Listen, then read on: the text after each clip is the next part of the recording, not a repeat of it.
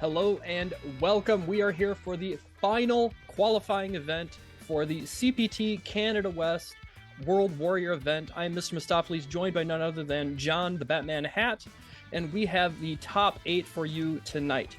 Now, most of these players are already cemented into their spot to make sure that they are qualified next month for the regional finals.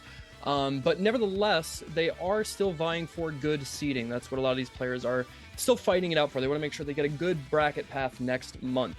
That being said, our top 8 for tonight seems to be Blast Zero, Zero Blast.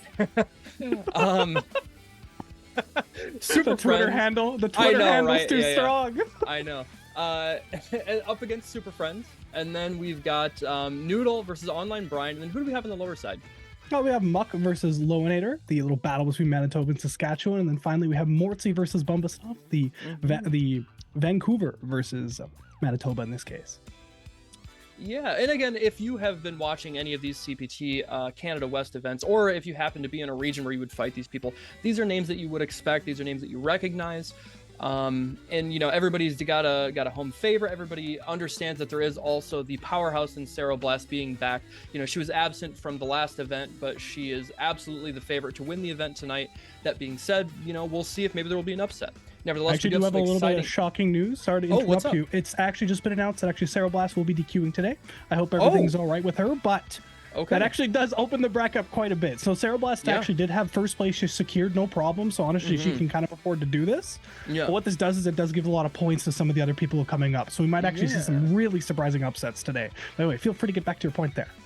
Oh, yeah, no, that's fine. I was just going to say that, you know, she was far and away the favorite. But now with that, there's a big void suddenly in the bracket for who can claim that first place spot, or who's maybe more likely to. And exactly like you were saying, John, this gives the opportunity to really shake up what the standings could look like next month for the regional final. That being said, hopefully we can get into the Matcherino here. We do see we've got $16.55 into the Matcherino. But there are still ways for you guys to continue to support that. There are codes. You can obviously donate directly. If you have, you know, ever watched an online tournament, you understand that you can provide in any number of ways through Matcherino. You can donate directly, you can buy merch, etc., etc. But we want to make sure that there is some sort of fiscal reward for these players. You know, obviously the main goal is to qualify for Capcom Cup, get that chance, right? But also, if you're playing for a little bit of scratch, you tend to put on a better show. There's a little bit more pressure, stakes are a little bit higher than usual.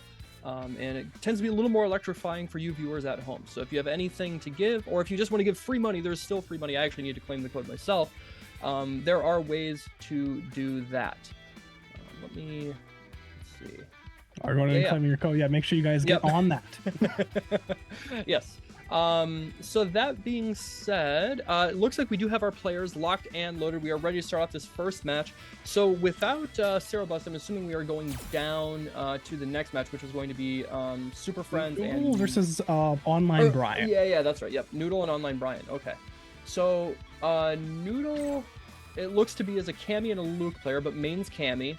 And Online Brian, Karen, Colleen, and Ibuki. Okay. And again, shout outs to you, John, for making this handy spreadsheet. It's very, very helpful for me because, like, I do run into some of these players, but obviously not being from the region, I don't have that same kind of familiarity with them. So, as long as we can give a little bit of narrative and backstory to the players and the viewers, I think that helps out a lot. They are both Grandmaster, it would seem, so pretty evenly matched, would you say?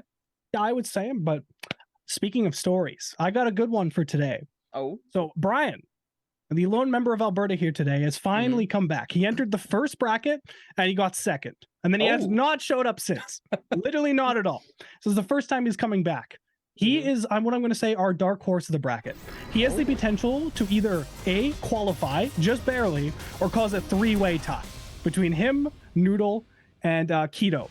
So he needs to win this. So if he manages to send him here and gets further on, he actually might be able to get a spot into that. So what Noodle's trying to do is take Brian out early, don't let this underdog story start, and then his position will actually be just incredibly secured from that. So this is a very, very important match for these people, particularly Brian here. Yeah, this is absolutely a heavyweight bout that neither one of them wants to give any room on. And I can tell that he's serious about it because Noodle is picking Luke. If you're ever pulling out the Luke and you've got a stable character, you know, he's normally the right pick anyways. But if you are going to Luke, you are taking this game seriously. So he does not want to lose. Does not want to lose, yeah. And he has been playing Luke for most of the Capcom World Tour bracket. Actually, Noodle is one of our normal top 8 competitors. Along with him and Bumba Snuff, they actually weren't here last month. But they made it out this month, and they are back and here and ready to play. Without further ado, I will stop rambling for all, because Brian might be on the verge of a big comeback here. Yeah, he's got a chance. Okay, he's spending all of his VH. He tries to go for the classic. And my man, we were falling for that in day 1. This is 2022. Come on. You got to try a little bit harder. Yeah, definitely just kind of threw it all away on the greed there. Maybe a misinput on that, but does dump all of his meter on that, so just very scary start in this next round. Now, he has been kind of controlling the pressure so far, and I think this is a dynamic we're going to see throughout the match, because Noodle tends to play very defensive, gets a lot of blocks, and then he looks for opportunities to get the hit, and then he snowballs advantages. Oh my gosh, Online Brian got a little too antsy there, going for the preemptive punch before he had actually landed. Missed a big opportunity to take the life lead here. Now we're back to neutral, where Luke can comfortably throw fireballs. He can control space with that back medium punch, crouch medium kick, crouch medium punch, all these normals that normally, you know, before last season, Karen would have had a better answer for, but the way that she's been nerfed recently, she can no longer just spam crouching medium kick in the same ranges. And now we are seeing the pressure getting started. He's got V-trigger active, and Noodle, oh no, that's supposed to be DP and it didn't come out. But is he dead anyways? Yes. Yes, this is anyways. But that's a solid first win here from Noodle, and that's a great way to start it out, because actually the first time these two played, Online Brian did take it over Noodle. So he was actually kind of the favorite coming into here, but that's a very dominant start to get him started. Now, I think what we are going to see is kind of this evolving thing of Brian is going to be on the offensive for most of it, because how he really likes to play is, I'm going to relate it to Punk a little bit, where Punk really likes to control space. He walks up to you, he's kind of pushing buttons, and he's kind of using movement to pressure you. That's where Brian likes to go around a lot as well. Noodle, on the other hand, he likes to go for these whip punishes, and he will play defensive. So I think Brian might be able to get away with a lot of pressure, but I don't think Noodle's going to crack under it. So it's going to be really on Brian to understand when Noodle's trying to press, and I think go for those whip punishes, because I don't think frame traps and stuff like that are going to get him a lot of work here. Man, big whip punish. You were talking about just kind of defensive, like understanding play, you know, just kind of wait and see what your opponent is. He does get clipped on the back right, okay? Now he's backing out of there towards the midpoint in the screen. Noodle in such a prime position here, trying to make this comeback. It's going to be really, really hard for Online Brian. That's something that, you know, Karen, if she does have a suffer point, it is that she's not really much of a comeback character. Her V-trigger is not overwhelming in that regard. It's fairly honest compared to virtually everybody else in the cast. But normally the case is, you know, she's controlling things so well that she doesn't have to make the comeback.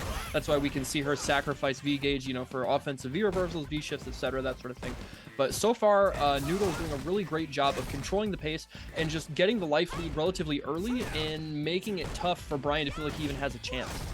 Yeah, because the only time Brian is really getting hit is when he's able to bait out Noodle's timing here. Noodle is switching it up just enough that there's a lot of times you'll see Brian will do these little shimmies and he's not getting a lot out of it.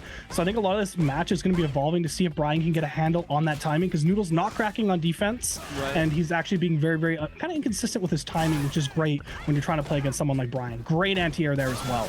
Yeah, bait it right back at you, though. Busting out with her own EX is Karen. There's the forced activation from Online Brian. Okay, offense is started here, and just building a little bit of space. Again, making her feel like she has to make a comeback. She has to get something. And the EX there just to make sure. Not a ton of damage in that situation, but the extra horizontal range guaranteed that he stopped the approach, didn't let her get the plus frames.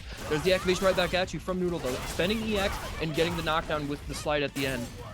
Yeah, Brian does have control of the corner here. It's all he needs. Just needs to lot that Noodle out here, but Noodle is slowly making escape, and Brian's just kind of walking back the corner. Great hit confirmed. Noodle does kind of best up on his timing, and then the EXDP calls out the offensive timing on the side of Brian, and Noodle is up 2-0. Brian needs a full sweep here to keep his tournament hopes alive. Yeah, he really has all the pressure of the world on him right now. And how do you not feel tilted after that EXDP? He didn't even have to do that. Like, that was absolutely a disrespectful EXDP. It's like, I am going to shut you down before you have any sort of whiff of being able to make this comeback, right? You know, you are going to be stopped dead in your tracks, and now you have to deal with this. Oh, but great little reaction to walk under there from Brian. And he has kind of been looking pretty bad in the corner, unfortunately, so far. He's not able to keep Noodle locked down, and this is, I think, really where he needs to get him, because he's trying to bait out buttons, and if you can get him in the corner, you can guarantee the timings. But Noodle just has all the reads. He's got the crush counter, and what a darn clean round there. Yeah, it just seemed like everything was coming up Noodle. There really wasn't anything that was not going his way, whether it was the crush counter, whether it was the jump timing. Everything went in his favor. And now we do see a little bit of offense here starting from Online Brian, but is he going to actually be able to maintain this pressure and control? Or are we going to find another moment where Noodle just has the right read, he's got the right approach, and it pays off in such a big way because it's Luke. He hits like a Mack truck. Yeah, no, Noodle's doing a great job of just like not really letting Brian bait out his timings. Oh, he baits out the XDP. Noodle's got all the meter in the world as well. Looking for one more hit, potentially an activation, but no. He messes up with the combo. This is so bad for Brian here. He's on the verge of stun, and he needs to get his hit. His tournament life is on the line here. He gets the anti-air. He's staying stable, but he needs to get the hit. Noodle can just kind of play it out. Has the life lead, has all the meter. Oh, could have hit confirmed into something absolutely terrifying there, but doesn't get more off of it. Now they're kind of just waiting up, looking for the hits. The great jump in here from Noodle calls out Brian, and that is Noodle taking it 3-0. over Online Brian. Man, it was tough. There were these flashes of situations from Brian where he was, having himself in a pretty prime position to make a comeback, to get some offense going, not really put himself in these risky spots. But something he couldn't really get away from was this predilection for using his heavy buttons. He was really insistent on using stand roundhouse, stand fierce, even sweep in some regards. He was using his heavy buttons, hoping for the activation point. And Noodle picked up on that super early on. That's why he was able to get those big jump ins, big crush counters. And it just really seemed like Brian couldn't help himself. So, yeah. But that is winners. That is winners. So he's got a chance. He can go back and hopefully, if he has the time to rewatch that set and pick up on that, or maybe if he's listening, pick up on that and adjust things moving forward, because otherwise he was playing okay, but in those key moments where he was overextending, that's when Noodle was just getting the better of him in such a big way, because again, it is Luke. He doesn't have these 10-ounce gloves. He's got 60. It's like he's got bowling balls for hands. It's like, like you get even a jab is going to knock your jaw off. So it's like, and it just leads into the full bowling strike video every time you get hit. Exactly. He's bowling a perfect game every time. Right. Great stuff from him. Moving on in convincing fashion. And now again, just to reiterate, if there is anybody who's joining us a little late, Sarah Bless did decide to DQ for whatever reason. So she is out of the bracket. That means that Super Friends automatically advances to winners finals. That means after that match, we are moving on down to losers, and it looks like it will be Muck and Loinator, I believe. Yeah, it doesn't look like what we have coming up here. Gotcha. But this is another kind of pretty important match here as well, because currently in the standings, I have a little tentative bracket up here that I'm kind of working on throughout the match. Muck is currently sitting at 9th. So he basically needs to win this match to even get himself on the board, because Keto, who is right in front of him, is sitting at 80 points. He's sitting at 76 tentatively. So if he is able to win this match, he will be able to move forward and get in there. But he's going against the people's hero himself, Loinator, the winner of last month's bracket, and actually the only one to ever take a top 8 set off of Sarah Blast. So I was kind of excited to maybe spin the story of the hero bit, but that will not be happening today, unfortunately. But with Sarah gone, that doesn't mean Loinator becomes one of our very heavy favorites to potentially take it. And if he is able to play incredibly well today, he actually can maybe break up into 3rd. Because for everybody who's been watching, there's one key person missing out of our top 8. It's White Gun. White Gun has made every top 8. He lost in pools today. He lost to Brian and he lost to Loinator. So that means 3rd is open for either Super Friends or Loinator to potentially take if they do play well today. Yeah, that was something I had mentioned before we actually started the top 8 broadcast, that I was streaming earlier today, and Loinator was hanging out in my stream, and he was talking about how he actually beat White Gun, put him out at 9th to make top 8 today. So this is such a prime opportunity for him to, again, secure that better seeding and potentially have a real big confidence boost going into next month. If he could secure 2 wins in a row in the World Warrior brackets before the finals, he's got to be feeling good about himself. And right now, he's off to a good start. Now, he did unfortunately get jumped in on there. That's a pretty tough draw, but forcing his opponent off him with the EX bust out. Not able to get the slide activation there. Now the down beam punch, and there is the activation from Muck. He's trying to mix him up with the Blanca approach, but he actually runs into that Blanca ball, able to close it out with the V-trigger follow-up. Yeah, I think this is going to be such a fun match to watch as well, because both these players are very, very creative in how they use their characters. Muck uses a lot of niche tech, and he really likes to space people out with Blanca balls, use the jump. And Loinator, on the other hand, is like that Zeku specialist. He's getting really good at getting setups, focusing on his offense. So I'm really excited to see kind of the unique answers that each of these players will kind of come to. Man, what a grip of damage here there with the forward slam. Actually goes for the cross this time, but this is a tough spot to find him. Oh no, he gets hit. This could all go south really quick. Oh no. Oh no, and he's thrown back into the corner. Stun is mounting, and there it is. I think he can kill. Yeah, he should be able to kill. He has 1 meter to spend here. I don't think it's going to scale out. Oh, finishes him off. What a beautiful combo. And that is Muck taking the first game. And I have to say, ladies and gentlemen, this is a upset. Loinator is coming in. He's high up in the bracket. Muck has actually been 1 game off of top 8 for two events in a row. Really? And then the last 2, he's made top 8. So he basically had his curse. He was so close every single time. Bumba actually double jeoparded him, I think, twice. Oh no, brutal. And then he came in here and he's managed to make top 8 twice. So this would be such a glow-up story, and he needs this win. This breaks him into top 8. This is huge. This one matters so much. All the stakes for some of these players, and you know, that's what makes these narratives, these storylines in fighting games so exciting, is trying to secure that glory, make sure you've got a spot, you know, being able to actually represent and prove that you deserve to be there. But so far, Loinator is doing what he can to try and fight back, rally back, slow down some of this momentum, but that whiffed slide is not a good start. Exactly, yeah, he's kind of getting some damage down here. Now we see Loinator on the offense here.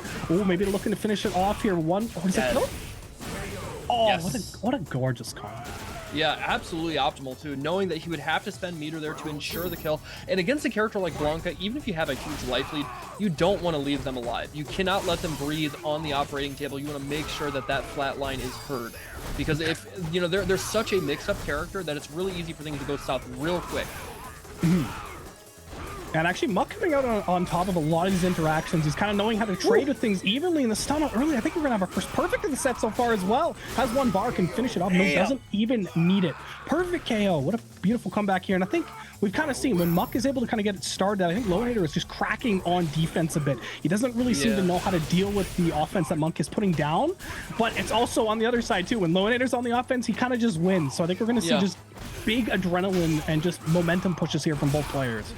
Yeah, really, you know, like kind of wrecking ball matches where it's like, is this immovable, or is this unstoppable object actually going to be thwarted? And so far does not seem to be the case, because just like you said, John, Muck is really going ham here. No punish on the overhead. Okay, he bought. Oh, he just did another one, and just Loinator's not dealing with any of these cross-ups. 1 more away. Oh, he gets the hit. Oh, and he gets in the throw. He has so much meter. He can get this comeback. Just needs the hit. Gets the overhead of the control. I think if he spends meter, he's gonna finish him off here. And a great comeback from Loinator. Doesn't crack under the pressure. Gets that, just the interrupt on the throw there. What a gorgeous read. And it was all because of his cross up. You know, he got the knockdown there, and I love that he did not spend his meter on the super. When he got that V trigger follow up, right? He got the chain cancels. He decided to save his meter and went for a cross up attempt. And the cross up didn't hit, but it allowed him to start that pressure, and it got things going in such a big way. He thumbed through the pages and absolutely understood the defensive decision that Muck wanted to make, and that led him to this. Look at the confidence right now. Yeah, I know the momentum is completely on Loinator's side here, but no, Muck does get the hit, and we've seen how kind of snowballing this matchup can be between these two. And the viewer reversal to interrupt here. Now, Muck kind of is on the prerogative. Now, we've reset back to neutral. Loinator does have the range advantage, but no, these slides, he's betting so much on them. I think you hit the 3rd one. You know, if it doesn't work 3 times, just do it again. It works. And he interrupted, he's dead. Oh my god. He's going to be able to kill here, and he didn't even have to spend 2 bars. What a fortuitous situation for Loinator. He's really, it seems, starting to get a handle on how he should handle things defensively too. You know, you touched on oh man, right as I commentator cursed him, he goes for a random DP and unfortunately gets it blocked in, but right back at you. He's not deterred. Hits his head. But yeah, it's kind of what he's doing. He's really just going for interrupts. He kind of realized he doesn't really want to block these situations. Instead, he's going for the hit, because if he does get it, we saw that both these players are kind of faulting a bit on defense, and the momentum could be so strong. So I think going for this heavy read game style against this player is actually just a very, very good idea. It's a great adaptation here from Loinator, and he's really just reaping the rewards. Okay, he is stuck in the corner, but there's no V trigger, and that back throw did so much. That was a heavy SPD from Zangief. Oh my gosh, he tried to go for the light Hosanto again, but he did not land this time. Calls out the Weasel. Oh, and he actually clips him. Yeah, just play lane. What is Blanca gonna do? What is Blanca gonna do? Full no, don't play him. Did that work? No shot. Oh, that was so sick! The reaction. And mind you, that was not a missed DP input. He was in Young Zeku. Yeah, there was not going to be a DP coming out anyways. My man knew the solution to that math problem, and he is already advancing into Algebra 2. He's got it figured out. He's got it figured out. Chalk that one up on the board. He can sit back down. Game 2 goes to Loinator. Oh man, what a... I was not ready for the math joke. All right, I was not ready. But yeah, it's a beautiful game here from Loinator, and I think it's going to be down to, I think Muck almost maybe needs to do the same thing. He either needs to kind of shore up the defense, maybe take a little bit more of a defensive approach, or actually kind of take the same vein Loinator's doing. Look for those heavy interrupts, because even when before, like it is momentum with these two players. Like they're so able to just kind of run over each other when they get the offensive advantage rather, and it's just, I think they just need to play to that. Like there's almost not enough time for you to kind of completely change your play style, particularly when it's so close. So Loinator just needs one more, and again, if Muck loses this, not only is he out of the bracket, he is out of finals. Loinator gets out of this, he's sitting comfy. He still has his spot for top 8. I have to wonder, is he feeling a bit of nerves? Is Muck, feeling the pressure of, I need this to qualify? It's not just your average everyday match. I can't look at this as, maybe running casuals with the homie. This is a match that matters in such a big way, and maybe it is getting to him. Maybe his palms are a little bit sweaty. He's, overextending in some ways that he doesn't have to. And Loinator is getting the better of those situations. Yeah, oh, the Blanca ball grad just walk up from on the back throw. You're not kidding. It does so much damage. And just the offense, it's all going in the favor of Loinator. He's actually taking advantage of Muck's most common option, was just to simply block. So he's using the throws to exploit that. Right. All right, now, and he's just backing off. Okay, he does get back on here, and this is potentially a really tough start. Oh, yes, he gets a punish. Nice. Yeah, obviously he cannot go backwards. He's going to die here. He will not spend any meter. Loinator really just taking this set, by the seat of his pants, and Muck cannot have any sort of recourse. He's falling short in these really key moments, and Loinator just seems to just have it figured out. Oh no, okay. Oh man, big bait. Still gets the punish. The stun comes out, and this is all Muck's round. He needs to not mess this up. Needs one more interaction to finish it off. Great throw break here from Loinator. A block on the block of ball. He gets the hit, and will the comeback start to go? He's not using too much meter. Yeah, keeps that slide safe. Doesn't lose on it. Oh, he whiffs on the command grab just barely. also turns it around though, and Muck is looking for just one more hit. The slide hits, and Loinator. Oh my gosh! He got the he does it and just finished it off. Woo! You could tell he sent that one with an exclamation point. He was feeling that. He's like, get your hands off me, you damn dirty ape. You are gonna respect me. And now, and here's the back throw. This could be the start of something big for Muck. Oh man, the big bait. Oh, he finishes it off. Oh, yeah, doesn't have a lot of resources to turn this into more, but looking for one more hit. Yeah, these cross-ups, they're working almost every single time. It's one thing you can do. Oh, he waits on the DP, gets the stun down. And Muck, I don't think he's quite going to be able to kill off of this, actually, unless he gets a really sick combo I've never seen before. Yeah, one more interaction, the reset there into the V-scale that finishes it off. We have a real match, folks. Strap in, tighten your seatbelts. It is not over yet.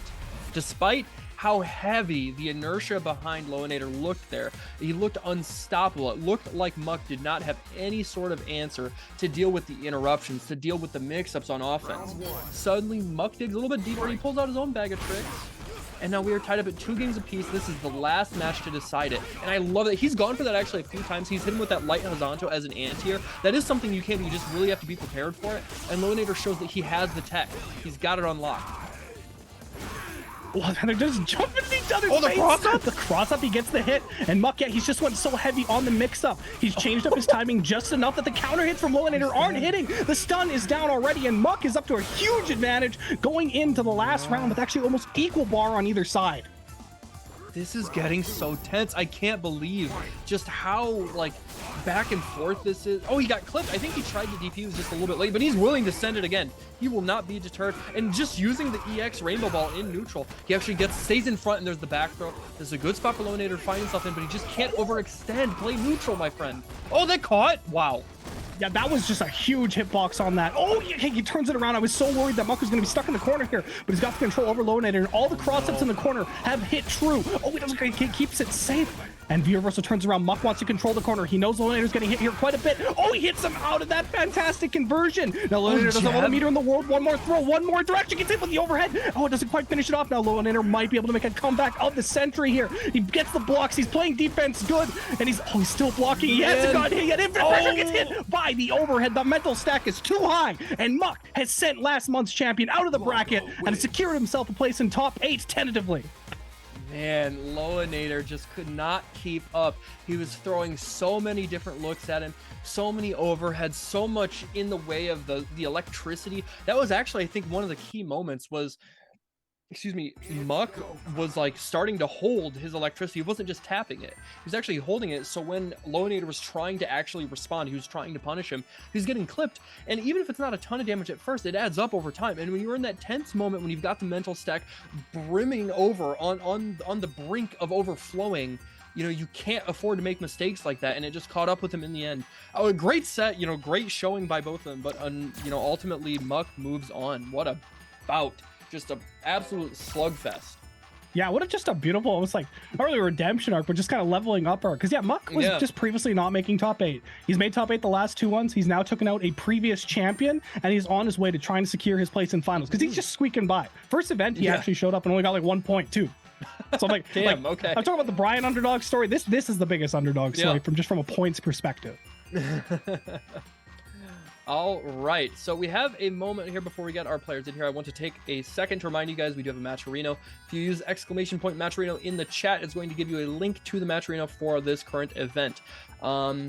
We are sitting at still 1655. I actually need to, I never got around to doing the claim code, but it's literally free money. There are sponsor quests, there are codes that you can claim. We've still got 29 codes remaining. There's no reason this shouldn't be higher than what it is. We've got almost 100 of you guys in here. Use the sponsor quest, use the coupon codes, donate directly if you've got a little bit of extra scratch, but we want to make sure these players are taken care of. We want to make sure they feel like they're being rewarded for the great show they're putting on. We've already seen some real, just absolute haymakers of matches, and it's only going to get hotter as we continue on in the bracket, so please support any way you can. We appreciate it, but the players appreciate it even more. Exactly. Well, without further ado, it looks like we're getting into our next match here between Morty and Bumba Snuff. So this is actually, this is a classic. This has happened a ton in top 8, but it's going to sound bad. This is a match that probably matters the least technically for both of these players. Morty has already clinched second. He can't lose the position, and he's just sitting comfy. He's kind of here to just get some more points, maybe mess up some people's days. Sure. Bumba, he is sitting kind of confidently up here at 6. He could get past, but he's never going to get like kicked out of the bracket. What he's fighting for here is really seeding for the most part. And he is, of course, I talked about it kind of earlier with Noodle, the top 8, the normal representative back. Bumba was their other one. So it's nice to see him back here in top 8. And it looks like we're pulling out the Urian today. Interesting. I don't know that I've ever actually seen Mortsy's Urian. We're used to just seeing the Fong, right? He's one of the best Fong players in the world. But Bumba Snuff, on the other hand, is a very, very strong Ken player. Definitely a little bit on the wild side, but very, very strong. Really likes to play. Kind of reminds me of Cereblast, just a bit, just not quite at that level, but a very similar playstyle. I think they share a pretty similar playstyle. Now this matchup I do think is actually quite bad for Urian now, but right now it seems like Morty has all the reads, not quite getting the punish there on the block EXDP, but still sitting in such a comfortable position here to win this game, or win this round rather. Yeah, and they're looking very, very comfortable. And yeah, you're kind of like highlighting on the floor. So yeah, Bumba is that kind of classic style where he likes to go very offensive and then kind of switch it back to defense. It's very much like the dial just swaps between the two. Yeah. And I do agree, it's not quite as refined as like Cereblast, but he does it to just great effect. So I think my favorite matches to watch were Bumba versus Lycan. Those are just absolute aggressive slugfest, beautiful matches. All gas, no brakes. Yes, exactly. But of course, while I'm rambling on the side there, Morty does take our first round here. Now you did highlight it. He's kind of just controlling the neutral range here, and it's kind of down to Bumba to just try and find some of these advantages. But Morty is just playing the timing so well. He's interrupting almost everything that Bumba's trying to start so far. Yeah, it's interesting that we're actually seeing more control on the side of Urian as opposed to Ken here, because again, I do think Ken actually wins this matchup like pretty convincingly now, with the loss of EX Headbutt as a real reversal on top of like the very frankly underwhelming Fireball game from Urian. This is a matchup that Ken really gets to dictate the pace of, but so far Morty, with the exception of this round where it was just all offense from Bumba Snuff, Morty has done a good job of really slowing things down and using pokes well, you know, keeping Bumba Snuff at bay. But that was not one of those rounds, so we'll see if that can actually keep up. Yeah, I think we're kind of seeing just Morty's just play style reflected in here, because obviously playing Fong, he's used to having characters with just like very large buttons. He knows how to control space, and we're just seeing this come to fruition here. He's using the crouching and the strong there to just kind of keep him out and not let him get anything started. So I think that's why we're seeing more control in this matchup, because yeah, maybe on paper Yuri doesn't have as much, but I think the space control that Morty knows how to do, it's just enabling him to play the character in the style. I think that's really well put, John. We do see a back throw here from Bumba Snuff. He's sitting in a good spot. As Ken, this is your win condition. You have the opponent cornered. You know, you don't get to let them play, but EX Tackle does not give a damn about that. If you are walking forward for even a frame, you are getting hit by that thing, and the next thing you know, you are eating the power bomb right into the ground. Morty takes the first game. Yeah, looking very, very strong. I think we're going to see some adaptations as we go on, particularly from Bumba. I think he likes to play this aggressive game, and he can kind of understand like when to go in, but I just don't think he has a reading on Morty's timing quite yet. So I think that if he is going to be able to take this, it's going to be understanding when Morty's throwing out these pokes. I don't think he's really going to get the whiff punishes as much. More so, I think he's going to be able to finally start his offense. Okay. Yeah. Oh, yeah. Like we see right there, like he baited one out, walked and got the throw. Beautiful, beautiful play. No whiff punish, but more importantly, was able to get into a position where he can actually get something going offensively. Now Morty does find a, a cute little three-piece there, and there's the EX tackle again, really paying dividends in this matchup here where Ken likes to play offensively. And I like that. The V-shift just to get out of there, and now we're back to this poke range, but he does eat a cross-up and a ton of damage. Put back in the corner here, and this is a bad spot. Got one more interaction on either side here. Oh, whiffs the throw, gets hit by the jumping kick. I forgot how much range that button has, and hits him all the way down. Not only that, but what a weird choice. I have to wonder if maybe that's like him not being a Urian main. Because like normally in that situation, if you're going to go for the throw bait, you do like jump heavy punch. His jump heavy punch hits really downward. Jump medium kick is a weird decision, but it worked out. Morty, he's not going to argue with the ref, right? A rule's a rule. So if he wins that round, he wins that round. Oh, he gets baited out, but it recovers faster. It recovers faster now. Oh my god, what a just creative use of the escape there. Now he's got him locked in the corner. Oh, Bumba's just getting clipped so much, like 3 mirror hits. Was probably expecting a combo or something, but doesn't get the finish on it. Gonna finish him off with the DP, but that was so close to just going so wrong for Bumba. That was a really, frankly, like the last 10 seconds of the match were really weird. Just a lot of like unorthodox choices. But frankly, some of the most exciting moments in a round that we've seen thus far, really, like you said, very creative choice of using Mirror and the EX headbutt there. But Bumba is pissed. He's like, you are not going to style on me like that. I'm going to make sure I can. Oh no, I think I cursed him. You cursed the living heck out of him. He's like, all right, the hit confirm is going to hit. But then the gods of Street Fighter V heard Mustafali's voice. The game didn't roll back, but it rolled back. He's gone. All right, we're back to neutral. There is the activation off the EX Fireball, and good corner carry here with the heavy DP. And now you got to hold this. One more guess is all it's going to take. He blocks it out, and he finds the opportunity with the crouch short into the mirror. Bumba Snuff just backing out of there, and the EX Fireball to seal the deal. We are tied at 1 game apiece here. Ken wins. Yeah, no, just a fantastic play so far. Actually, a little update. I was just quickly looking at my bracket in the meantime. So Bumba, if he does manage to win today, the best he can do is tie up with Loinator for. Oh, okay. But he is able to basically just like hold his spot in 6 and stop anybody else from moving in between it. It's a really important game for him to just kind of hold on to his position. Oh, what a great start there with the anti-air. Gets the throw. It looks like Bumba is starting the round on the note he wants. Man, yeah, he's just really ramping up the offense. And there, he used that big jump heavy punch from Ken there, that huge downward hitting hitbox. And now Stun is knocking at the nose. Back throw will, oh no, not quite. Okay, now don't overextend. You don't have to. You don't want to see this. He gets the overhead from downtown. That was such far range. Won't even have to spend any meter, and another round on the board for Bumba. Yeah, I know, you kind of highlighted in the middle there. It's like, yeah, you got the life lead. You can kind of slow down, but no, Bumba is like, the brakes are not coming on. The train is just going to ram into the defenses of Morty until it manages to make a tunnel of its own. Okay, big crush counter. Oh, that was actually tricky. I got picked. I thought for sure he's going to the other side. And look at that, just as we're talking, 85% stun. It is dissipating now a little bit, but that was a really great offensive sequence from Bumba Snuff here. No DP. I was kind of zoning with the fireball. Yeah, the EX tackle you highlighted earlier. It's so good at interrupting this pressure. But speaking of interrupts, the EX Versal comes down, and Bumba has control of the corner here. Morty's used some really creative escapes earlier and does manage to get the confirm into this. Bumba's not been able to lock him in the corner, and it's really just kind of biting him in the ass here. All right, the next sequence is going to decide it. He throw techs for his life. All right, when is the activation point going to come? Is he going to find a sweep? Is he going to find an EX fireball? Bumba needs something here. Oh, no. Oh, he no. jumped into it. He actually goes for the V-shift. Not a terrible decision considering how low the life is. The fact, wait, who? Wait, who? It's Bumba. It's Bumba, Morty? is it? Is it Bumba? Bumba! Oh, my God. What a crazy trade. That. I thought for sure Morty had the better decision. Bumba Snuff at the skin of his teeth, taking that round, and now he is in a prime position to win this 3-1 maybe.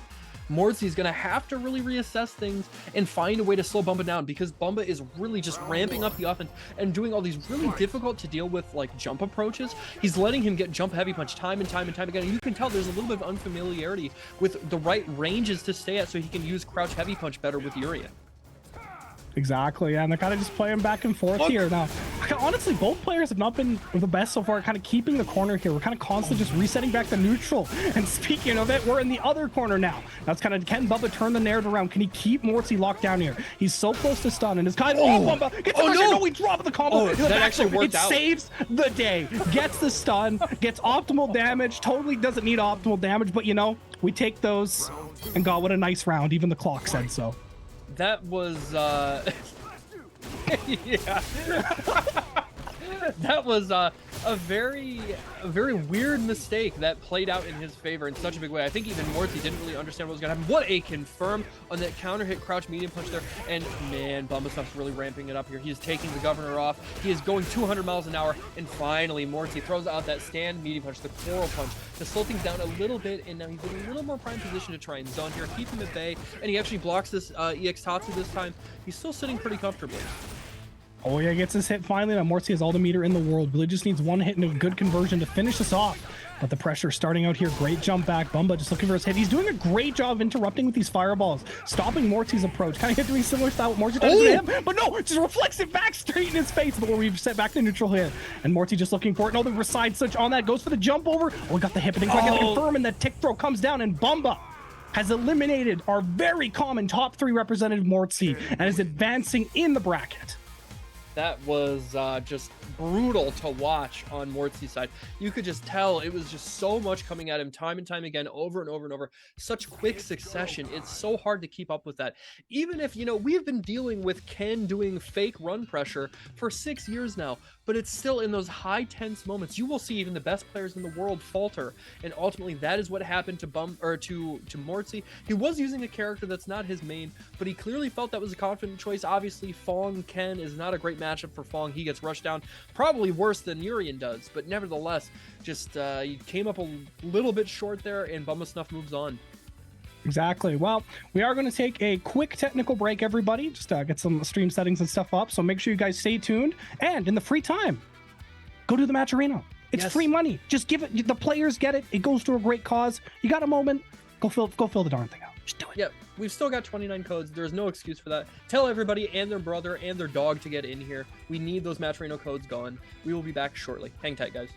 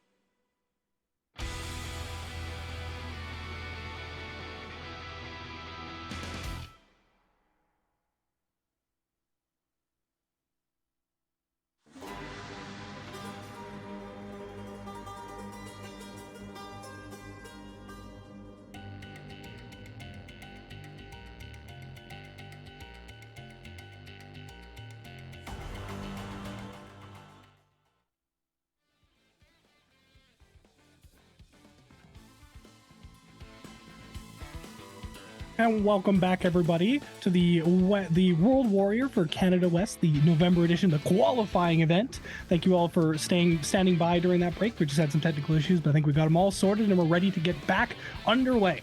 So if you're just joining us, we are currently getting in to our first match of losers quarterfinals. And the stakes for this match could not be higher. These two players are currently fighting over 8th place. Muck has managed to squeeze his way into 8th place on my tentative leaderboard by 1 point. He beat the previous 8th place person by 1 point. No, so if he wins this, the only person who can usurp him is Muck. He wins this, he's in. He's done. It's good. Case closed. If Brian wins this, he has to do the most miraculous thing I've ever seen in my life, come back and win the entire bracket. And if he does that, he will kick Muck out of 8th and tie with Noodle potentially for 7th. So it's an absolute miraculous story. If it happens, I'm not going to lie. Absolutely unprecedented. It's obviously Muck's favor a little bit, but sure. A lot on the line here. Yeah, we've seen crazier things happen, but to say that the pressure is on both of them, frankly, not even just one or the other, the pressure is on both of them, I think is an understatement. That being said, between the two of them, it would seem that maybe some of that adrenaline from the last match between Muck and Loinator is probably still flowing through his veins. So, you know, I expect him to maybe come into this match feeling pretty amped up, and again, you know, just like cutting the brake line and going as fast as he can. So far, already a big lead for him. 50%, 45, or 60% at this point. There is a good chunk of damage though off that crush cutter, but right back at you, and man, down to 20% is Brian. Okay, no activation. Ooh. I wonder. Oh no. Oh okay. No. Oh. Now off to a rough start here early on. Muck looking very, very good. I think Brian, maybe the nerves are getting to him a little bit here. Yeah, he's gonna have to tighten up the belt a little bit here. Yep, you cannot punish that. That is safe on block. All right, no. Oh, he doesn't get his command dash interrupted. But there is the EX. Oh, I like ending that with the electricity too. Good extra bit of damage. And trying to maybe bait something out and just mix up his approach. The way he's actually trying to get in on offense. Just make it tough for Brian to lock him down. Yeah, exactly. I think this might be a tough matchup for Brian because Muck is so willing to just interrupt things. I think we're at the corner, Brian can kind of play his game and he looks comfy, but Muck will commit to things, and that's kind of how Brian plays around. He tries to get people to commit to stuff. Oh my god, he punished that. All right, I was trying to make this whole narrative about baiting stuff, but Brian had the read in every single situation there and just managed to win it out, and that will be kind of his key to victory. But when we're in neutral like this, Brian likes to slowly approach, do buttons, and kind of wear you down with pressure. Muck likes to commit to movement. He really likes to do that. I think it's gonna be down to Brian. Can he stuff that and not get kind of stuffed himself with the approach tools? The DP does come out. Oh, it doesn't manage to get the block on that. So much damage coming out. Oh, and I like him choosing to charge up the V skill 2. That V skill 2 is really a strong tool for Blanca and really any matchup. And the overhead does it. My man showing early that he is willing to reach into that bag and show you a look you are not ready for. Yeah, no, just a great play there for Muck, and you can see like kind of in the middle there that whole sequence started because Brian was just walking up, got hit by a Blanca ball, and a lot of that I think is just going to continue because Brian does like to do the little approach tool, and it leaves him open at very key moments. And I think he needs to adjust that time and either bait Muck's timing or play a little bit more defensive because Brian is actually pretty good about understanding the spacing. He can punish things like we do see it coming into fruition here, but he needs to just either dedicate to that game plan a bit more instead I think of the bait heavy style. Oh, big hit confirmed there on the crouching medium pick. Stun is at its peak right now. The next situation will do it. No, not quite. He's got another. And he tried to interrupt at the wrong time. He's going to be able to kill. Oh, wow. I was actually worried that back throw wasn't going to kill. But apparently, you know, he was able to see the code. He knew for sure that was, you know, because I was like worried. I was like, dude, you don't want to leave Blanca alive. That character is scary. It's easy for him to just snowball over you before you even realize what's happening.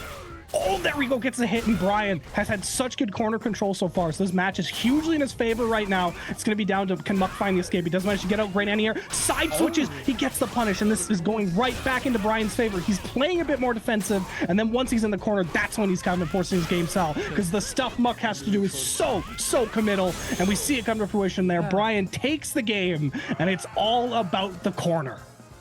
Not only is it about the corner, but you really hit the nail on the head, right?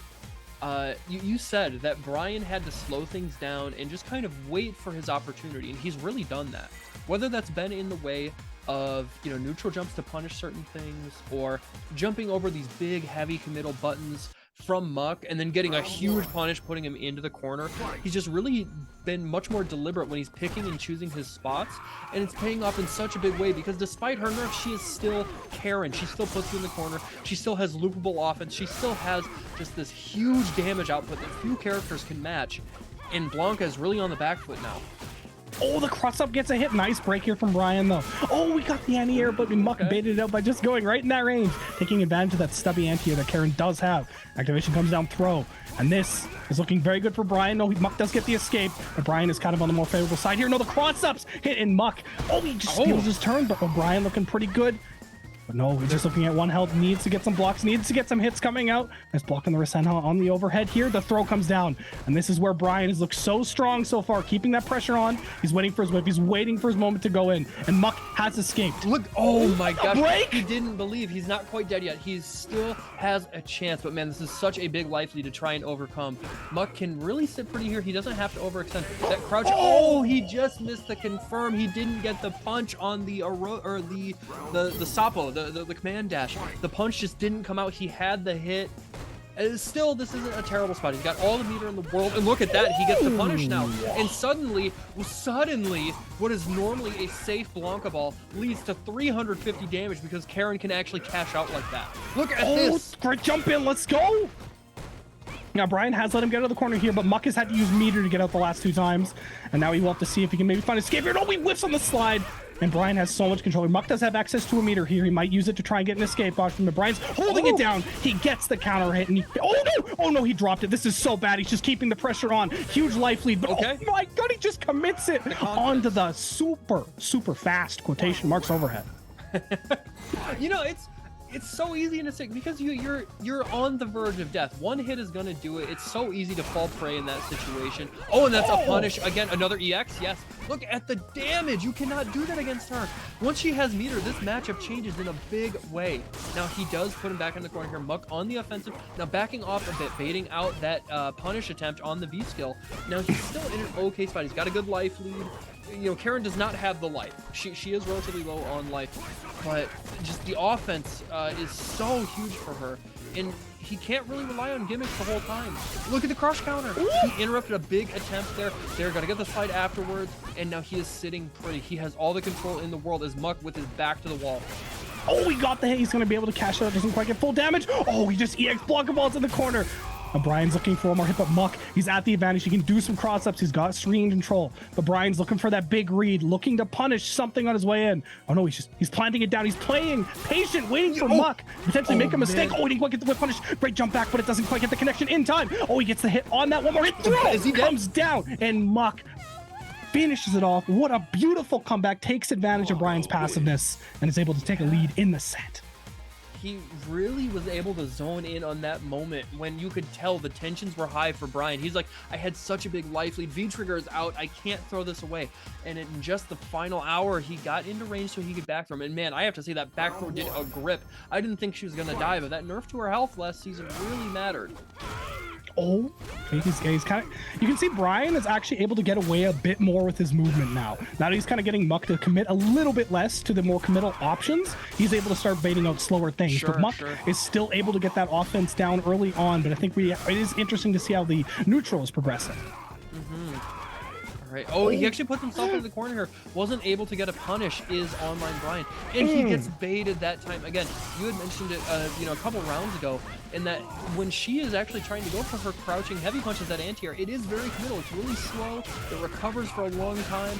So if you call it out, it can be a huge problem for her. He baits it out. He's gonna be able to get the stun. He's get the stun, and that is probably gonna be it. No, he went for the reset. So cheeky. Gets the stun anyway, though. And oh my God, Brian, cheeky little maneuver there at the end, but takes the lead. Brian really deciding to keep his resources, deciding to guarantee the stun in what is kind of a disrespectful way, but that does mental damage. It matters. It's not just for style points. Look at this. He's feeling himself right now. Goes for the shimmy. He almost got the double shimmy. A little late on the punish, and Muck's turned it around. And he needs to get it here. If he goes, I don't want him to go for the cross up here. If he gives Brian control of the corner, it might spell the end of him. But no, he's just using it. He's getting the overheads, getting so much pressure. No, the cross up. He did it. And now Brian has control of the corner. The activation. No, he's put himself in such a dangerous place. Brian gets the frame trap, does the optimal combo on counter hit, and that's gonna be it for that. Sorry, that was just too exciting. All right, my brain instantly went. That felt like a final round. What a beautiful corner game there from Brian to turn that situation around. And it all came down to Muck. He went for the cross up. It has not worked this whole time, and he gave Brian his win condition. Yeah, and not only that, but after the failed cross up, there was a moment where Brian went for the V-trigger follow-up into the Rasenha, and he pressed afterwards, but he pressed the slow button. That move, it's like -2, I think. It's not punishable, but it's also not plus. And so for him to press in that sequence and get the raw, like actually get interrupted, he got counter hit for the game. So I just have to wonder that there's nerves on the line, and he's just feeling the pressure in a really big way, and Brian is taking advantage of it. You can see his confidence in these really key moments.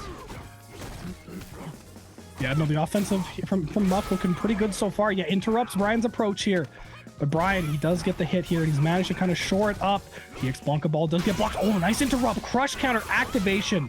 And this is going to start it all up for Brian again. Just needs one more direction. Kind of lock him right in the corner. Great dash. Oh, look at that throw. He did like a man throw. I knew for sure EX was coming. There's the activation off the stand roundhouse. Does not block the cross up this time. Is he going for it again? He stays in front. He's dead. He's dead. He doesn't even have to spend any meter. Muck finally getting one of those cross-ups to land, and it mattered most. Now he is on the verge of winning this set. He is up one round. Online Brian is going to really have to shore things up so that he can get control back in this set and just pay off. Oh no, those 2 missed hit confirms. Oh, he gets a big punish. Yeah, he's got control of the corner here. Another counter hit comes out. Great optimization there. Doesn't use his meter. He's kind of saving it. Oh, and he's going to be able to cash out huge here. The stun comes down, finishes off with as minimal hits as he can, and the damage is just racking up, and we're looking at one more hit, potentially away from the game here. Muck looking for the escape. He's got meter, though, and he has used that to creatively escape before, but Brian's keeping it short, just waiting. Yeah, he's waiting for the X-Blanca ball, you see? He's escaped 3 times with it, and Brian has had enough. Standing medium kick, rather, to finish that off, and we have got a game, folks. 1 round away. Muck wins this. He's secured. He's in top 8. Brian gets this. The miracle run could potentially start. Oh, he baits it out. What a huge punish. Look at this damage. 40% already to start things off. A missed hit confirm, but he's still in such a prime position here. He blocks it out this time and just backdashes away. He doesn't want to deal with any mix approach. He doesn't want to give him any opportunity. Now, there is a full screen confirm here, and slowly but surely he's getting that life lead back. Oh! But this is still a pretty good spot for Online Brian to find himself in. But man, those frame traps are paying off. Oh, he got the idea, but it hit so weird. Great throw break, though. Muck would have been in the corner, and that would have sealed his fate, very likely. Hit confirm from Brian has all the meter in the world to spend if he wants to get the hit here, and it's so tense. He doesn't go to confirm it. Oh, he got the counter, but he didn't confirm it into the combo. The gas sounds out, and Muck. Oh, yeah, he's dead. Oh, he's okay. I forgot about the second hit, boy. Oh, my goodness. What a nail biter. Brian, so close to victory. Had that counter hit. Yeah. Crouching meat light punch, missed the confirm, and Muck stands strong, gets the hit, and he's confirmed his place in top 8 and moves forward in the bracket to play against Bumba Snuff. Man, both of those players really just firing on all cylinders and just laser focused on that offensive approach, just forcing those scramble situations, trying to get the bigger damage output.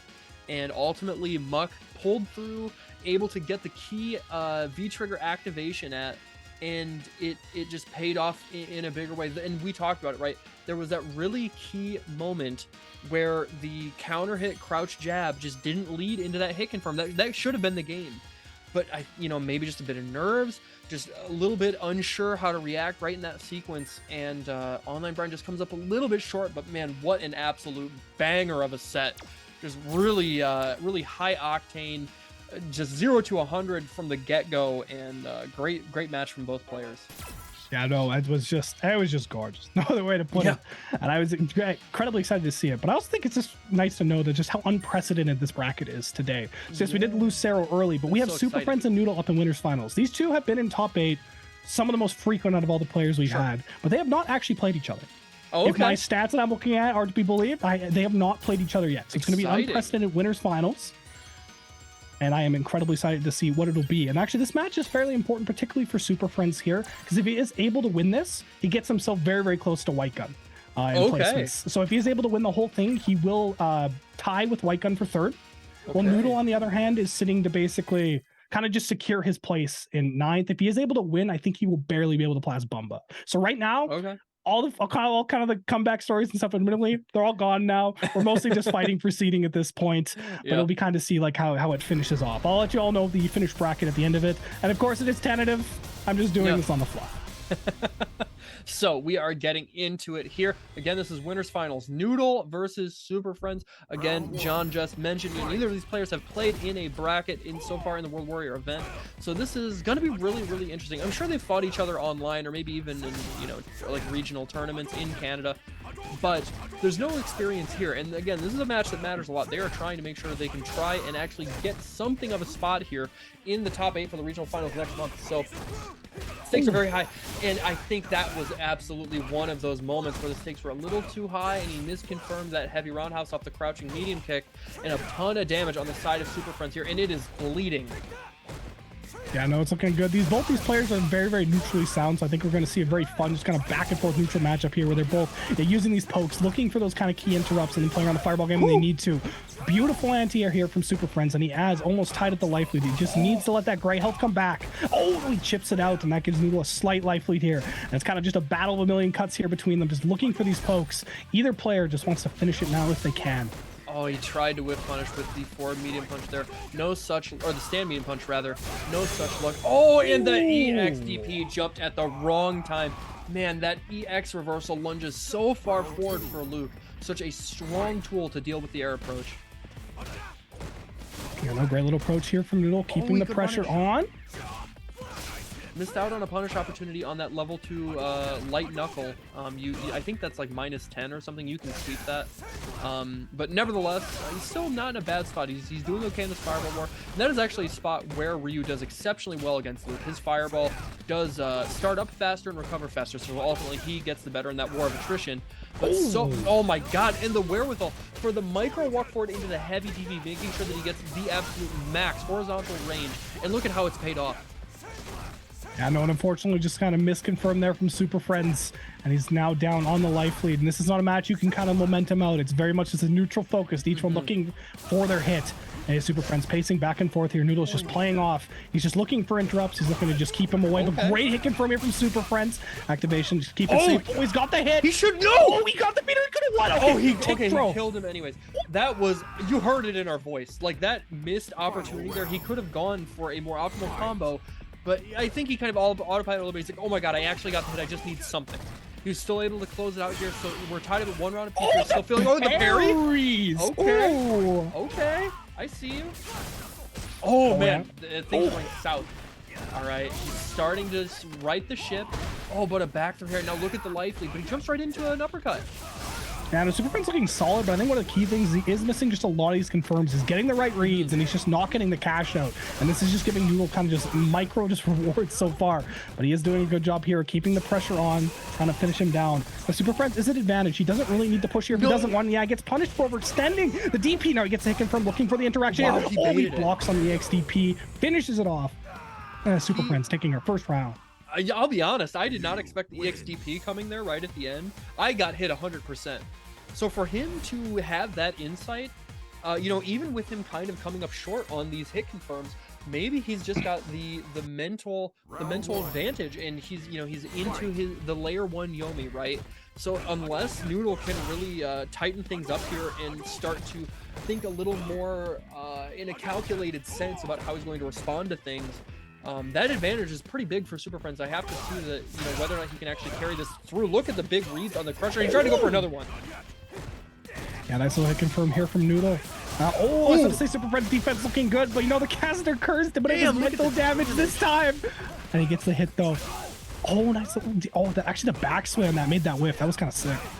Oh, and he was ready, but right back at you. I will not be deterred. He's busted out with so many of those EXDPs, and they've all worked. Oh, but he's short on that one. Is he? Okay, he's not dead.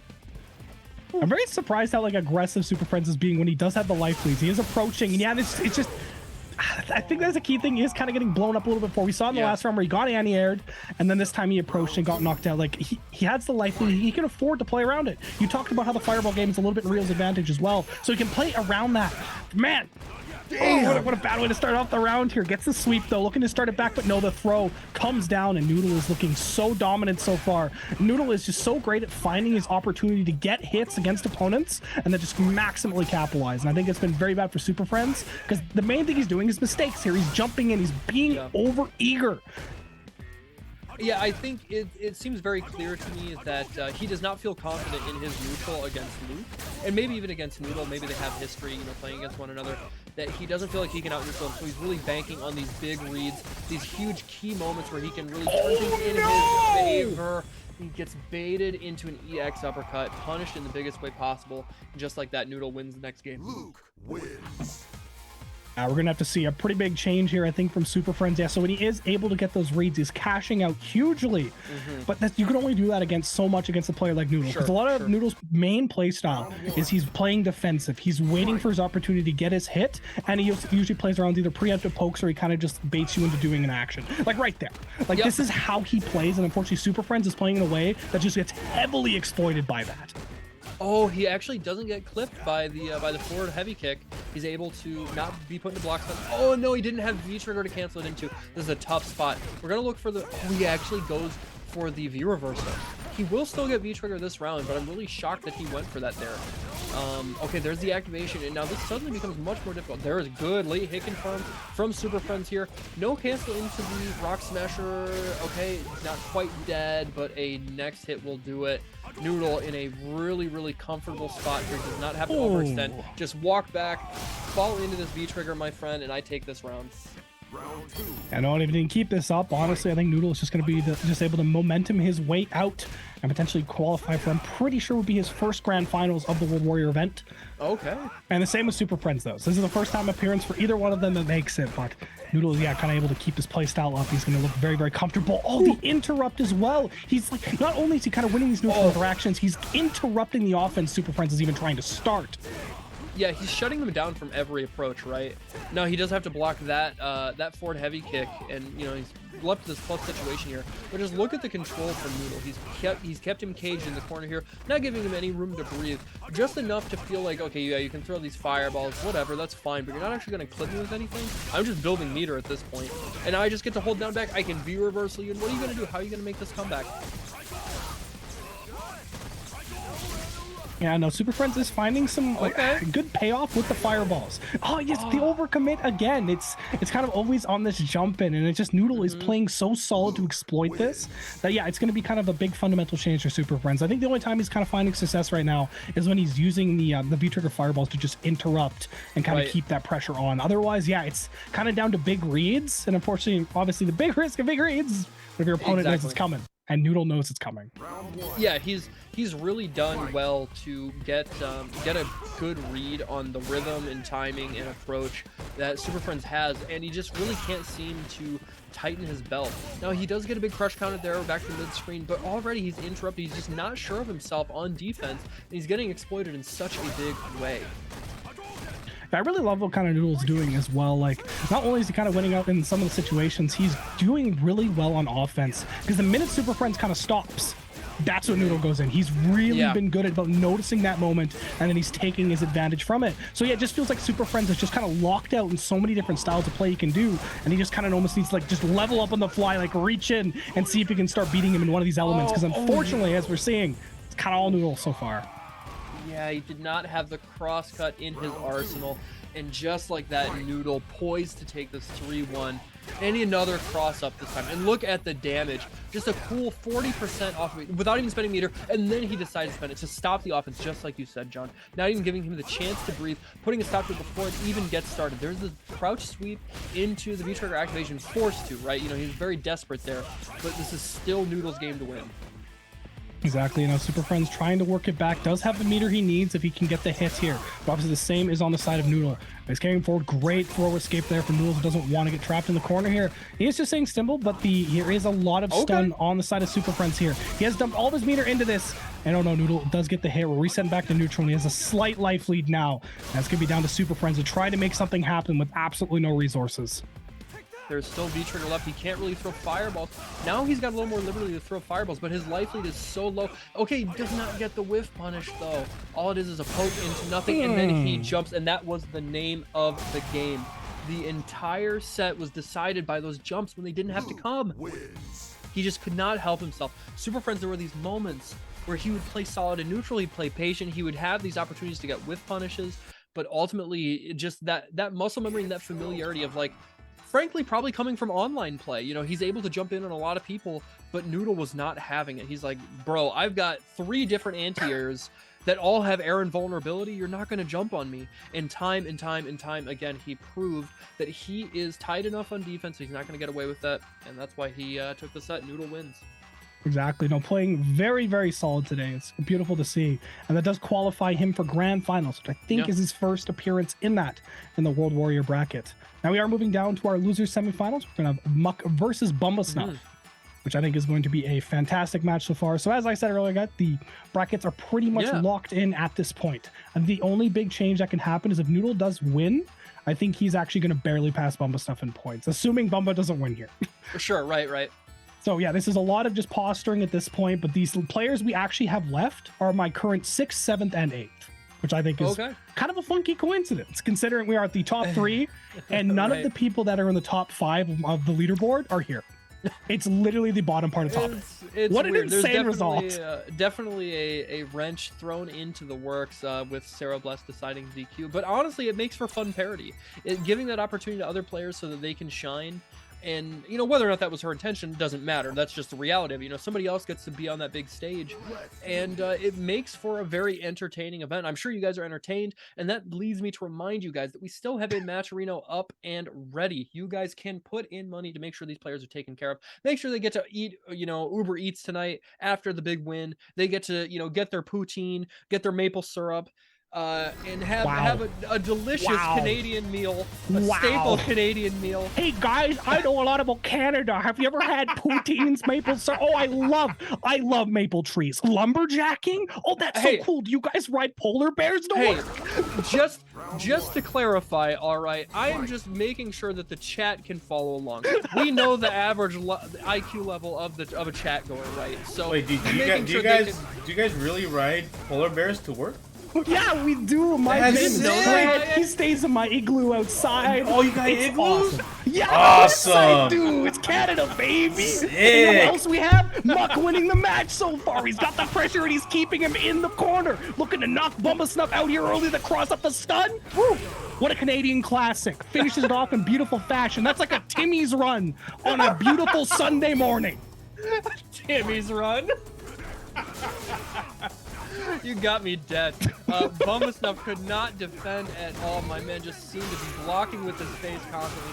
And right there, too. Got a little antsy, overextending with that DP and punishing such a big way. Down to 50% life. Trying to jump up, but no thank you. That crouching medium kick. And now he's stunned. Look at this crouching medium punch. And a beautiful start out here. They have this Muck. I mean, he's on fire today. His offense has just looked so unstoppable. And I think actually this is going to be kind of a difficult matchup for Bumba here because he has always been on the more offensive edge. And then Muck is just kind of able to kind of run over people who are doing that. But, you know, I just cursed the living heck out of him. And he's ripped. Ready. Look at this. He is taking a page out of Bumba Snuff's book. I am not even going to let you get started, my friend. Hold this EX reversal. Muck taking the first game. I know, a beautiful start off there early. I think it's down to, we kind of highlighted in the past, Bumba is really good at kind of flicking that switch between very defensive style and very aggressive. Here, I think he's either going to need to try to just run over Muck, because we saw Muck can be exploitable on defense if you kind of force him into heavy guess situations. Sure. Or he can kind of shore up his defense, because when Bumba's playing very solid, he's actually just great at playing keep out. And with him, he's played Muck quite a bit. In like past Albertan tournaments or even just kind of Western Canada. So he does know the matchup and how to pilot around it. Sure. All right, there's the backdash from Bumba Snuff, and just throws an errant fireball. Just really unfortunate timing. I don't even think it was necessarily bad timing, just unfortunate. Muck had the big lead, and okay, he is able to get an anti there, but didn't have the OS. Oh, I guess the side switch. No crouch medium punch that time, and now forcing a V reversal here. This is actually not a bad spot for Bumba Snuff to find himself in. With no V trigger early on, able to get the anti-air punish that time, and now just pressuring a little bit, racking up some gray damage. No punish this time. All right, there's a V reversal right back at you, and now we're back to neutral. You know, Muck's doing a good job, actually. Okay, I was about to say on the defense there, but does get clipped on the fireball on the way up. But he's not really folding to this frame pressure so far. It's really taking Bumba, dedicating himself to a mix-up in order to get the hit. Oh, the throw comes back, and Muck potentially has a comeback on his side here. But the reversal comes down here, gets the hit confirmed, and that should finish him off. And beautiful finish there from Muck. He's doing such a good job of just running over in the offense and not really getting hit by Bumba's frame pressure. It's more him getting punished for overcommitting a little bit. Something we are really seeing throughout Muck's matches is just how much mileage Blanka gets out of his V-skill. Whether it's V-skill 1 or 2, if you are actually able to confirm that move, it is such a strong tool for him. Good damage, good side switch, corner carry, whatever it is. He's really, really great at utilizing it, and that's something you don't really see a lot from Blanka unless you're watching like maybe Wolfgang. Yeah, exactly. Muck, like just being a character specialist, he's so good at confirming these situations. I think that's one of the most like wonderful things to watch about him. Is he hits something and then suddenly it's a full combo and you're like, what? I didn't even know you could do that. Oh man, look at the damage. Huge extension there. All right, not quite dead yet, but he ultimately falters under the pressure. Yes, that is a real mix-up. After that buff that Ken got, being able to cancel his V-trigger fireball into the run when he does have V-trigger active, he gets so much more pressure if he decides to spend a little bit of meter. So scary. Ooh, okay. Crispy. All right, there's a 3-piece for your trouble though. Delay rises though, does not get mixed with the cross-up. And now we're just back to neutral here, utilizing that coward crouch, but he gets a cross-up of his own. Now putting Bumba Snuff into the corner here, racking up that gray life. And look at all the chip damage on Bumba Snuff's side. Have a little bit of an overcommit here from Muck. Does get him crush countered. And the damage is adding up here. And Bumba with so much corner carry on the side of Ken here. Oh, gets him commit to fireball, and that should be it. I think he'll be able to stun him and then finish him off with the CA in mid combo if he even needs it. Will he build the meter though? I don't know if he's going to build enough. Oh, never mind. Not quite. Wow, the meter scaling just tanked there so hard. I was like, oh, he just needs a little bit. Oh, goes for the cross-up Tatsu. You know, in my head, I was thinking just go for the chip. Force him to use his V-reversal, right? You have such a big life lead. You know, he's only got 1 bar a meter, but ultimately going for that cross-up medium kick, and I have to imagine, or cross-up medium kick Tatsu, I have to imagine part of that adaptation, right? He's had a couple of opportunities where he's tried to jump in, and crouching medium punch from Blanka has been the answer, even on cross-up attempts. But once you go for that cross-up Tatsu, it shifts your hurt box in such a way that you don't really get to go for your conventional anti-airs anymore. You have to cross out or you just have to block it. And that's actually what it gave Bumba Snuff the opportunity there to win that round in the key moment. Oh, exactly. Yeah, there's great adaptations here from the side of Bumba. Oh, sorry. Just choke on something. I have no idea what that was, but that was just a moment of pain. Right? Yeah, it must have been the maple syrup from fucking Kindergarten. Oh, no, I said the word, eh? Whoops. All right, crush counter sweep, gets the side switch here. There's the activation. Oh, and he actually gets the punish. Not a ton of damage, but more importantly, just something. And he's going to get the stun here. He won't be able to kill off this, but it'll put him in a great spot. Maybe next guess will do it. No, he'll need another interaction. Oh, that was not enough. Dirty. Yep. Ooh. Frame trap, though. Trying to press at the wrong time. Bumba Snuff knew he had to try and get something going. Muck did not give it to him. I think he can punish that with heavy punch DP. Like, well, I don't know. I have to imagine he would know, but I swear you can, like, do dash heavy punch DP to punish that, but maybe not. Really, I have no idea, so I'm not going to speak on things I do not know, but what I do know is he just hit that full screen command grab, baby! Oh, and he just waited and immediately. Oh no! Oh, no punish. Okay. He got the hit after though. Good confirm. Saves the situation. That is Muck going up 2-1. Yeah, and an absolutely frigid bout of the Prairie Provinces. He's really taken control here. Something that we've seen, Bumba Snuff has been really good about just overwhelming his opponents, just rushing them down, not giving them a chance to think or breathe. And Muck has figured out the way to position himself on screen that he can deal with run, he can deal with the jump, he can deal with the jump EX Tatsu, whatever it is, he's got an answer and he doesn't have to think too hard, you know, in a short amount of time. It's relatively easy to dial it up. And Bumba Snuff, I actually think, I'm assuming he's the one who did this, went back to, you know, character select. Excuse me. Taking this moment to reassess, hopefully calm himself down, try and quell his nerves a bit, I think is a good approach to try and flip things around here. Because so far, like I said, the control is very clearly in Muck's side, and Bumba Snuff has to figure out an answer. Otherwise, he's going to find himself out of here. Oh, exactly. You put it beautifully. I don't have much more to add, but I think it is fun to always watch these two players play, because obviously the one coming from Saskatchewan, the other one coming from Manitoba, they do obviously probably run into each other on ranked and do play each other pretty frequently in tournaments. So we are seeing a lot of kind of almost like player interactions. Like there's a lot of cross-up attempts on either side here, because both players have kind of realized that they're a bit prone to getting hit by those. Sure. So I think it is very fun to see just those kind of unique interactions between the two. And but I think Bumba's doing a great job here. Muck was getting away with the jump and kind of the flips the whole last game. Yeah. And now he's just eating anti-airs. Bumba's waiting. We have already seen 3 successful anti-airs that have led to big damage and Oki afterwards. Now, we do see the activation from Muck. He's really taking advantage here, putting him back into the corner, and he just waited. And look at this. And okay. Oh, I thought that was going to be me. I got so excited. I thought so too. Oh, this is a ton of damage. Gets Oki after this too. What's it gonna be? What's for breakfast? Oh no! Oh, he missed the confirm! Oh, this is so bad. Muck potentially sitting on a comeback here. Gets the setup, keeping the frame pressure on, but no, he just needs one more hit there to finish it off. Fireball comes down. We're looking at one hit. No, he doesn't get away with that. He started the round by getting anti-aired, and he finished it off with overcommitting onto the jump there. That was working earlier in the game, but Bumba has made the adaptations, and I really think he showed it to Muck there in that game. Yeah, just trying to bet it all in these big reads when he doesn't necessarily have to. There's a huge hit confirmed. Great guaranteed punish there with the stand light kick into the heavy DP. Now he has his offense started, but he has the overhead block. Not really a big punish though. And it really could have been way worse. He's getting out of this relatively unscathed, but man, now he does have to worry about the activation. Off of the slide, there it is. Oh! Too many side switches. He's not letting him breathe. There's the activation. And now it's Bumba's turn, but right back at you. Get off of me, friend. Now Muck just looking for one more hit here. Oh, he interrupts the run with the... Oh, Muck just so aware. He's so good at stuffing people's approach with the Wonka ball. And it just paid fruition there. And he's sitting one round of potentially sending Bumba out of the tournament and qualifying for losers finals. Oh, man, he just sent it again. Yes. Yeah, absolutely. There's the punishment, and that's good damage too. He's not leaving anything on the table. It's not hitting weird. And right back at you again. That's got to be 180, almost 200 damage there. And he is ramping it up, really laying it on thick. There's the forward throw, and now he has all the meter in the world. The overhead is not enough to stun, but he's still in a good spot. There's going to be another activation here any second. There it is off the stand medium punch.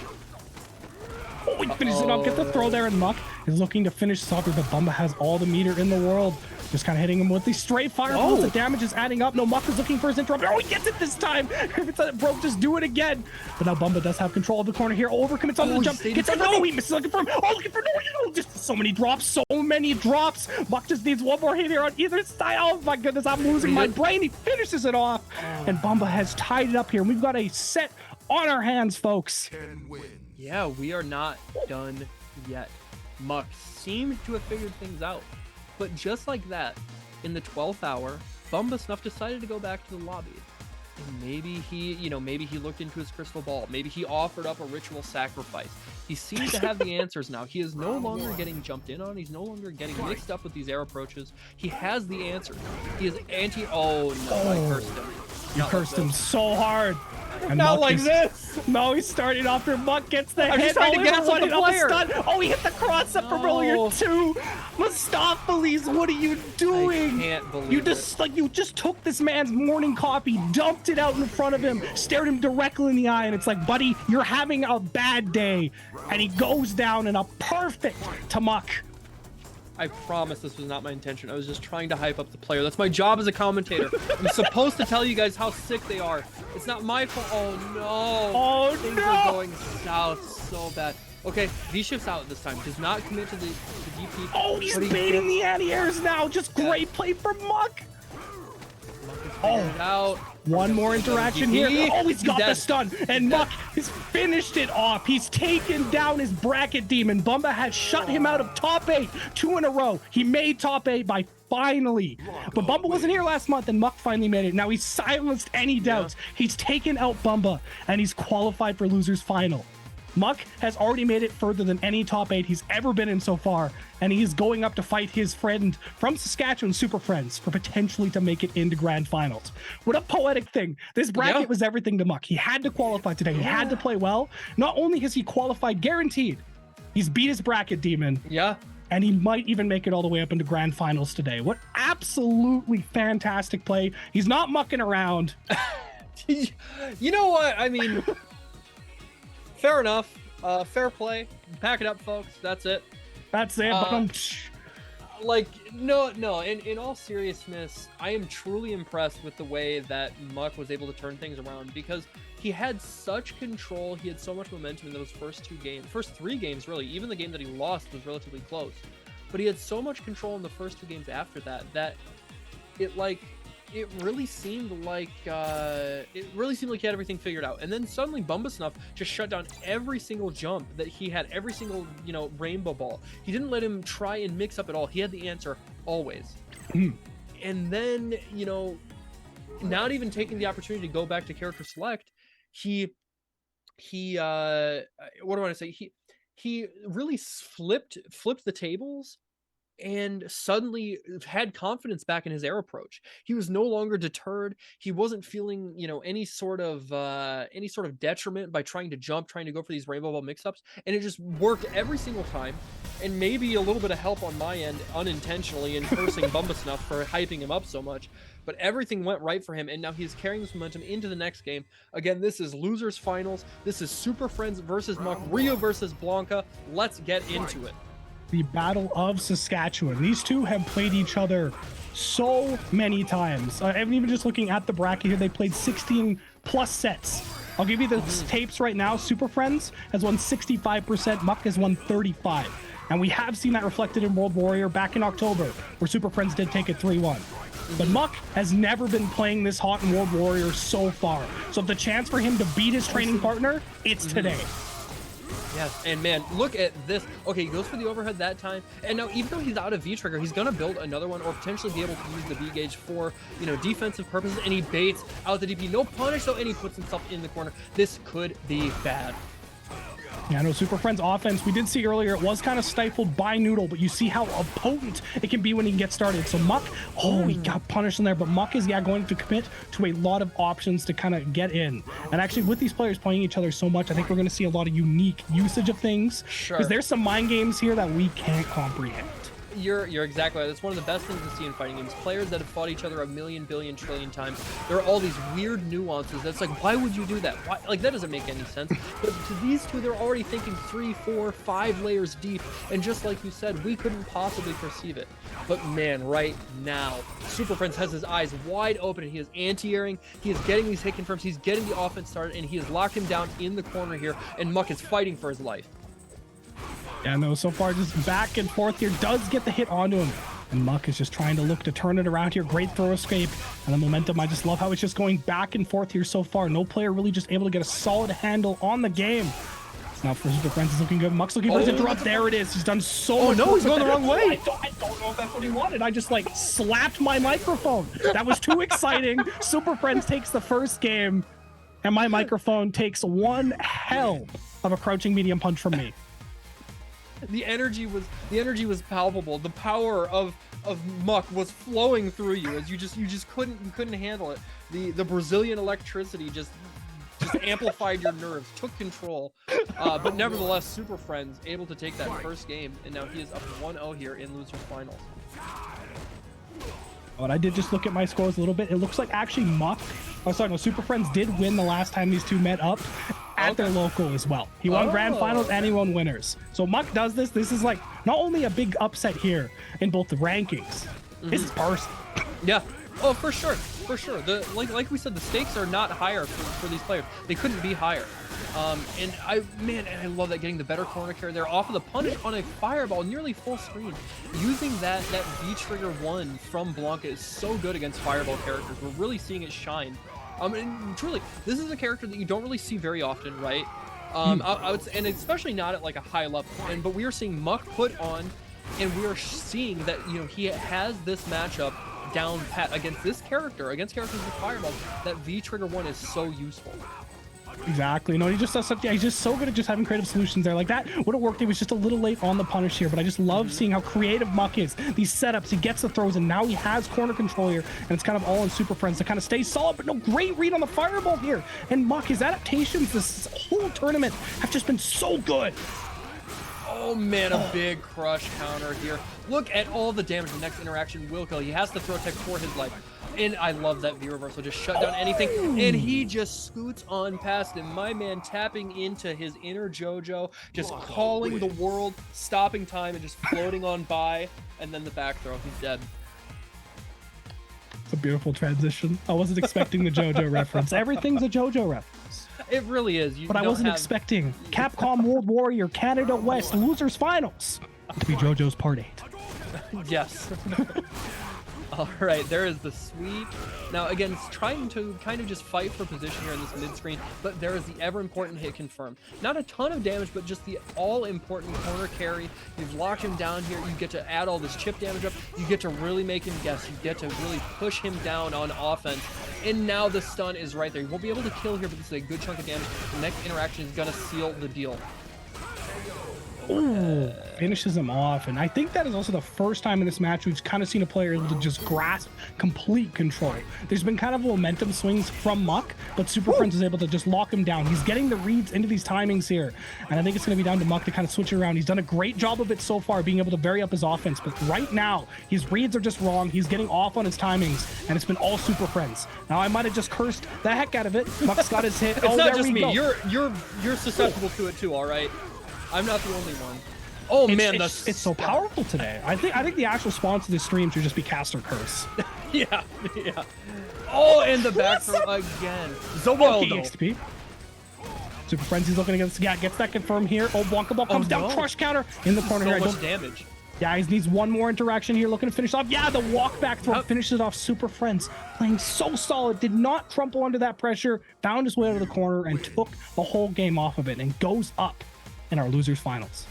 Honestly, that spot is so scary to be in. When Ryu has V trigger active and you are like, you're close to being stunned and you get forward thrown, like, because you have to worry about stand light kick so much more than you do other times. Stand light kick normally is just like an annoying poke, a pretty good, punish tool, whatever. But when he has V trigger, suddenly all of that, you have to worry about fireballs in such a big way. And just having, kind of locking up and just freezing with paralysis and getting thrown is such like a common thing. Not talked about enough when fighting Ryu. Oh my god, what a punish there. Pairing the V reverse or V shift attempt and huge damage.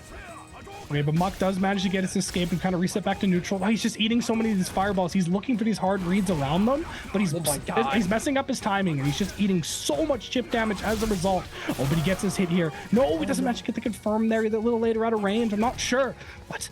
It's just so close here. Muck, he just needs his hit. Okay, there it is. He got his interrupt, and he's got his corner control. He needs to keep his momentum going. But great V reversal turns it around, and Super Friends has almost escaped from the corner here. Oh, what a gorgeous cross-cut DP.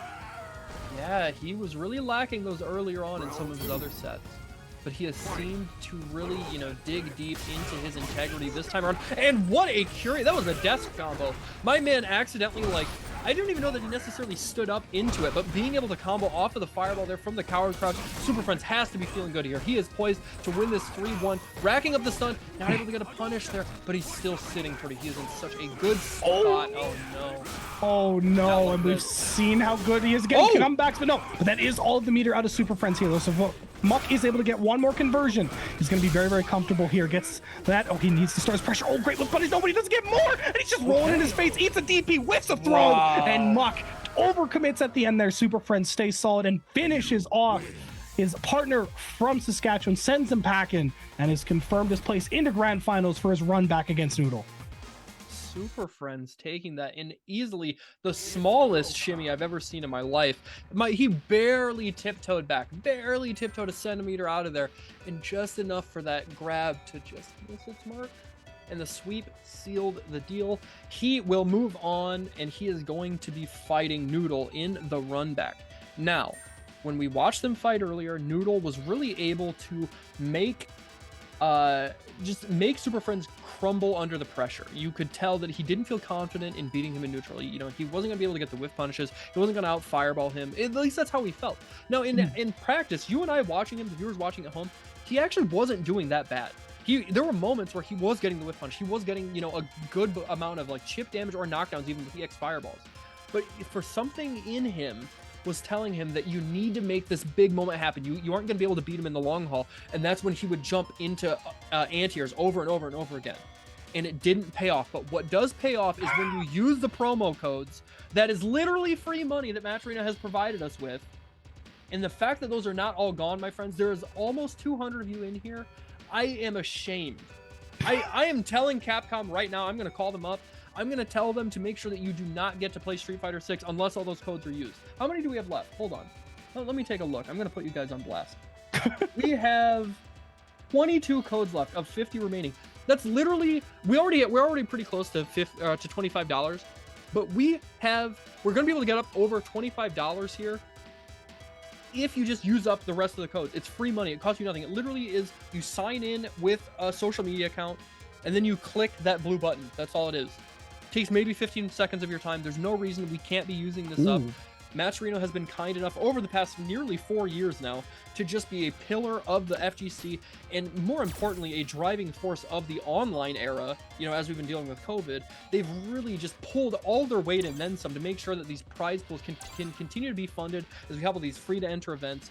And we need to show them support. We need to show these events support. So please use the free money, use the sponsor codes, donate directly if you can, something, anything to make sure these players are taken care of and they feel rewarded for the wonderful show that they are giving you guys today. I know I'm entertained. You've heard us getting hype. You've heard us, you know, cursing our, you know, trying to gas up the players and then in return just only subscribing to their downfall.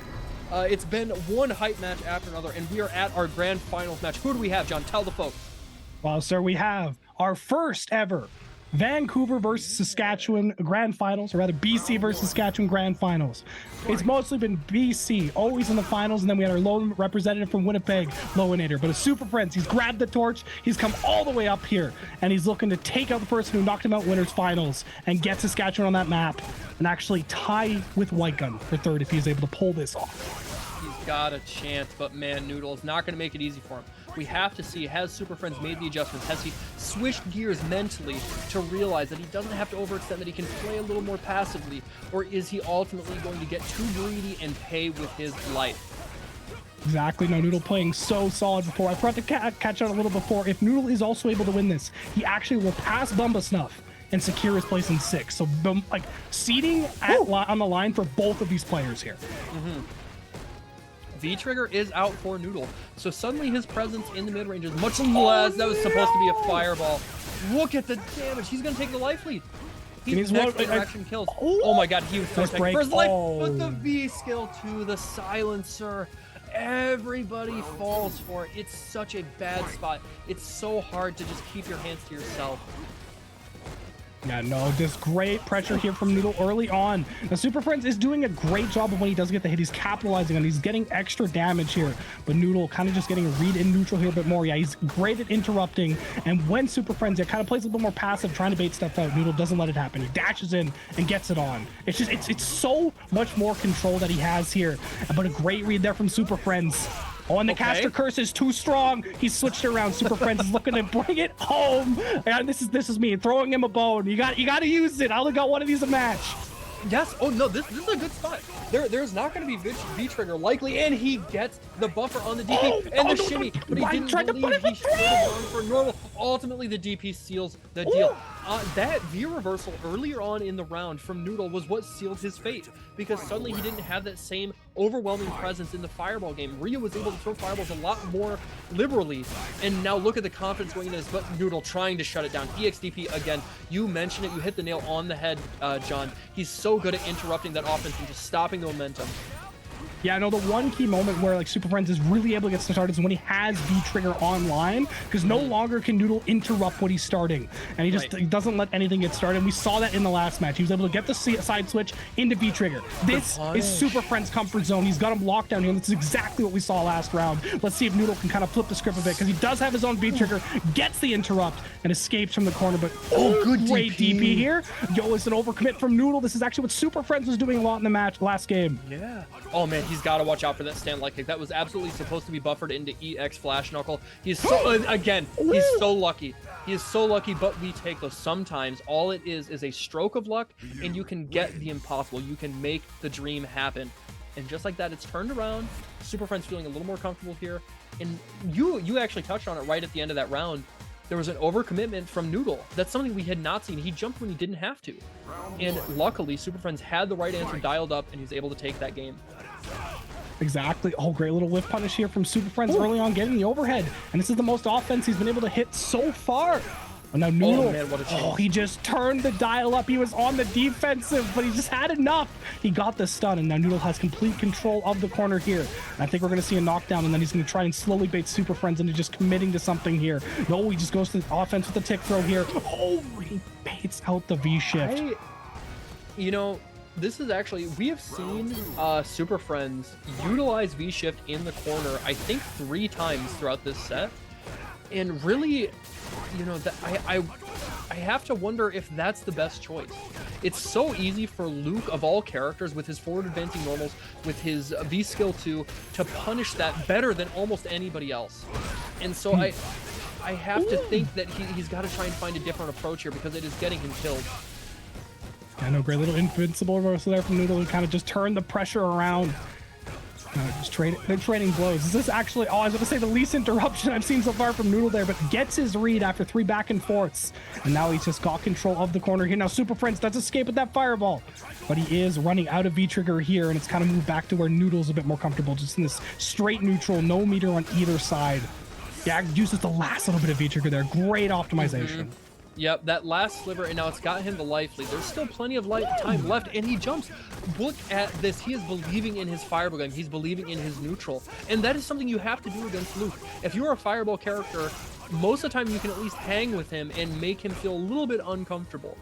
And so, oh man, what a bold walk forward into the throw, and the backdash. Oh, just out of range for that stand medium kick to interrupt it. Noodle in quick fashion able to answer back, and now we're tied up at 1 game apiece. I was kind of about to highlight that Super Friends, he had that life lead, and he was actually playing very passive. He's playing around the fireball, kind of like you were highlighting. But then it's just that characteristic, he overcommitted. He walked up and just got hit. Like he's always kind of moving in, trying to finish the round off, I think, a little bit too preemptively, and Noodle is just so good at catching that. And I think that's been like just one of the biggest problems Super Friends has had. He's not finishing the rounds off quite correctly, and he's getting punished hugely. We have to absolutely acknowledge, though, the way that Super Friends has amped. Oh my god, the hit confirm on the crush counter. And look at that, the stun right there. Not quite able to kill, but he ends it in a P anyways. Canada showing out their Super Friends, taking that round in convincing fashion, really just letting his offense fly, not backing down for a second. Yeah, no, it was really, really good there. He's able to get the momentum and kind of push forward. And usually what will happen in that situation a lot of time is Noodle will find an opportunity to just mash out or find a way out. But Super Friends didn't let him have that. It was just endless pressure, very minimal gaps. And he's able to just get a huge reward off of it. Baits out the DP as well. Super Friends has read the timing. This is how Noodle's been interrupting him. He's been poking him out of everything. But Super Friends is having none of it. He's read the timing. He has adaptations. Now he's a massive life lead. He just needs to not overcommit here. Just play solid. There we go. Just keep him out. Great whip punish. That was fantastic. Super Friends playing out of his mind right now. This is such a 180 from what we saw earlier. There's still been these hints of what we can tell is muscle memory, right? Some like kind of ingrained familiarity where he's like, okay, I should jump here, and it hasn't worked out. But for the most part, he has cut that out like he is trimming the fat, and it's nothing but prime beef left. He is playing so well. He is showing that he is best in class right now. The hit confirms have been on deck. The anti-airs have been on deck. And he's so confident in his fireball game. Yeah, no, he's playing well. I think he's finally found like kind of the answer he needs in this matchup before. You can see him kind of slowly leaning into a great DP. And now we're seeing like the complete flip of it. Noodle is overcommitting. He's trying to create offense. Before, he was getting in for free. He was getting all these interrupts. So Super Friends, he has the read on the flow. He's basically just taking Noodle's job away from him. He's got control of the match. Look at this. Look at this. This is just a masterclass. The way that he has turned the tables and just made Noodles feel so uncomfortable. Oh my god, and taking the page out of Noodles' book. There is that, and look at that. He could tell. And he was so pressured. He was so desperate, trying to get something going, trying to make some sort of attempt at a comeback. And Super Friends could smell that from a mile away. The confidence is just oozing off of him right now. Throwing these fireballs in such a big way. Hit confirming there, baiting that out. DP on the cross up? Are you kidding me? He wanted to bait another one. He was absolutely looking to bait another one. He's just playing out of his mind. All right, but Noodle has got the raw DP. He's got such a read. He's got to the point where he can just interrupt him with just normal DP. Super Friends has come online. He's reset the bracket, and we are going to another first to 3. I am just beside myself. Super Friends, he has just turned it on its head. In any amount of confidence and just familiarity and comfortability that Noodle had, I feel like it's evidently gone. It's not even speculative at this point. You can see that he is playing with the sense of urgency that doesn't have to be there and was not there in their winner's final set. But now there is so much inertia, so much energy behind the train of Super Friends that he's like, what do I do to stop this? How do I slow him down? And so far he has not had an answer. Yeah, it's fantastic too, because we saw earlier that Super Friends is actually really good at making these big reads when he needs them. We saw that a lot actually in the Muck matchup. Yeah. But against Noodle, he was trying to force his game plan kind of before he had him rattled, before he was getting Noodle to commit. And then he would just get blown up a lot of time. He'd jump in, he'd just get his DP blocked. Well, yeah, as you said, we completely just flipped it around. Now Super Friends can play that game plan he wanted, but it took him taking a step back, slowing down, and then finding the timing that Noodle was doing. And now it's just coming to full fruition. Now that we have had a reset, though, we've kind of went into break. I'm curious to see, can he keep that momentum going, or is Noodle going to be able to adapt and kind of find these opportunities to punish? Oh my god, dude. His hit confirms are just top notch. He has been so good at making those crouching medium kicks with Ryu count. You know, he'll pester with fireballs. He'll pester with the stand medium kick. And then, he was really feeling himself. He's still in a great spot. Look at this. Another hit confirm. He's still not dissuaded. That opportunity where he got punished, and he ate some damage, he's still not thrown off his game. Look at this. My man is just on one right now. And he's even got the counter hit confirmed. That's fine. Who cares? Activate. He's still in a good spot. Such a big life lead. He's still primed to win this. I love how he is stopping Noodle, because there was opportunities, as I would highlight on, that he would be passive, Noodle would come in. He has stuffed him every single time with either standing medium punch or crouching medium punch. Oh my god. Now Noodle did get a read there, but Super Friends, he's got a read on the timing. He's not letting Noodle just bully him into the corner anymore. Yeah, I think that's a great way to put it. He's not letting him bully him into the corner. He's using his, something that is not talked about enough. Ryu has great normals. His footsies are incredible. Some of the best in the game. Just where he falls short is, maybe in hit confirmable damage and Oki, right? But he's doing such a good job of just using his buttons as a stop sign. Now we are seeing Noodle here answering back. He has his own offense going. He has this in such a good spot for Super Friends to really just feel the pressure, and now we're seeing a round of what Luke can do, right? But still, I don't think it has to be something that spells disaster for Super Friends. Noodle, however, really needs to latch onto this and just kind of take a breath and be like, all right, I can do this. I've gotten a couple of these whip punches. I got that big stun opportunity there in the corner, and it paid off. We can keep this momentum going. We can get this back in track. Exactly, you put it well, and you can see he's just getting away with so many fireballs here, because those were the opportunities where Noodle would just get it. Now he got the read on the fireball, he's made the adaptation he needs, but you saw Super Friends exploiting Noodle, just slowly approaching to just get free chip damage with the fireball. But we have seen the situation where he just did the normal DP. Yeah, not even EX. Woo! Okay, knockdown first trouble, and stun is still an issue. Forcing the activation there so he can actually let it dissipate. Trying to go for the V reversal there. Oh no, he's out of range. Miss whip punish. Oh, another punish opportunity dropped. A bit of spaghetti from both players this time. Just fumbling the bag a little bit.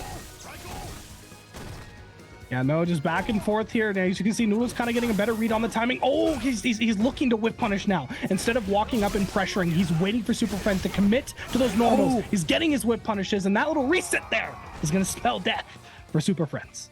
Yeah, that was a tough spot. It was like it didn't exactly like you said. It didn't combo truly, so it reset into damage. He was gonna have another guess. He wasn't gonna be dead from that. Now I do have to say something that we have noticed a couple of times from Noodle, right? He's been using his stand light kick either as a whiff punish or a buffer tool a lot more, hoping to get the flash knuckle follow up. But he's been out of range, and I think that's because of the incredibly long reach of Ryu's crouching medium kick. So if you buffer incorrectly, it's actually going to fall short.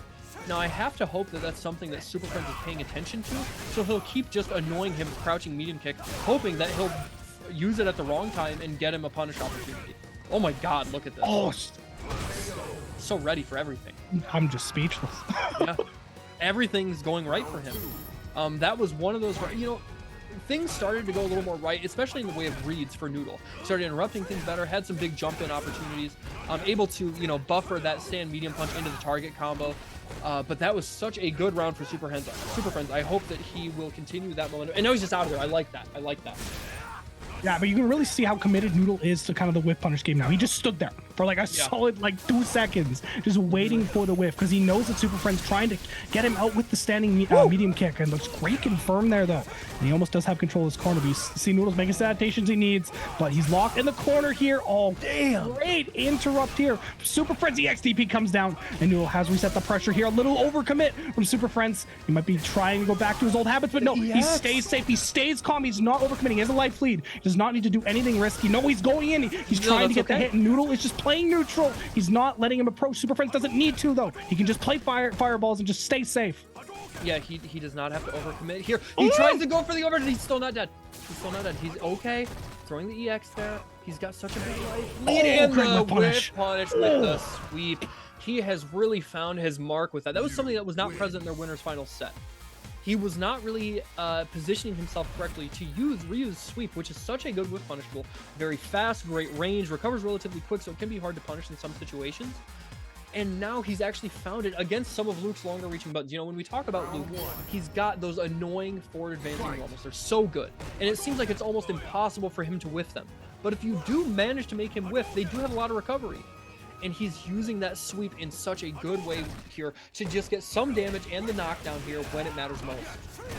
Yeah, but speaking of whip punish, great one there by Noodle to kind of just keep control of the corner here. Now they're just trading pokes back and forth here. But Noodle does have kind of the life lead and the advantageous position here, and it's kind of down to Super Friends to kind of slowly get out of this. But so many whiffs coming down, and actually pretty minimal whip punishes on either side here.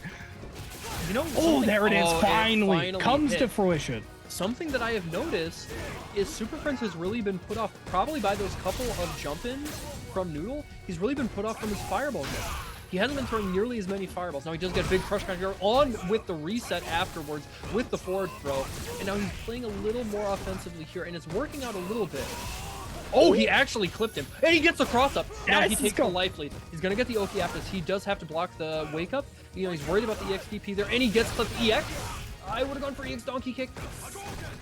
Oh, yeah, just he's not alive. Oh, activation comes down. And Kabel, he whiffs on the throw, but doesn't quite get punished for it. So much pressure here. Now Super Friends does have the life lead. He's just, I think he's looking for that whip punish. He's just trying to slowly pressure him down, not doing anything too risky. But Noodle does have access to V-Trigger here and can just kind of chip away at him, looking for a big interrupt here. Oh, he stuffs and the trade. I have to say, Super Friends has really found his button with stand medium kick. It has done so well in keeping Luke at bay, stuffing his approach, keeping him from dashing forward, and look at the huge damage there with the crush counter. And the stun is mounting. Has to use the EXDP there and get him off, let the stun slow down, and a big crush counter right back at you from Noodle. Look at the offense from him.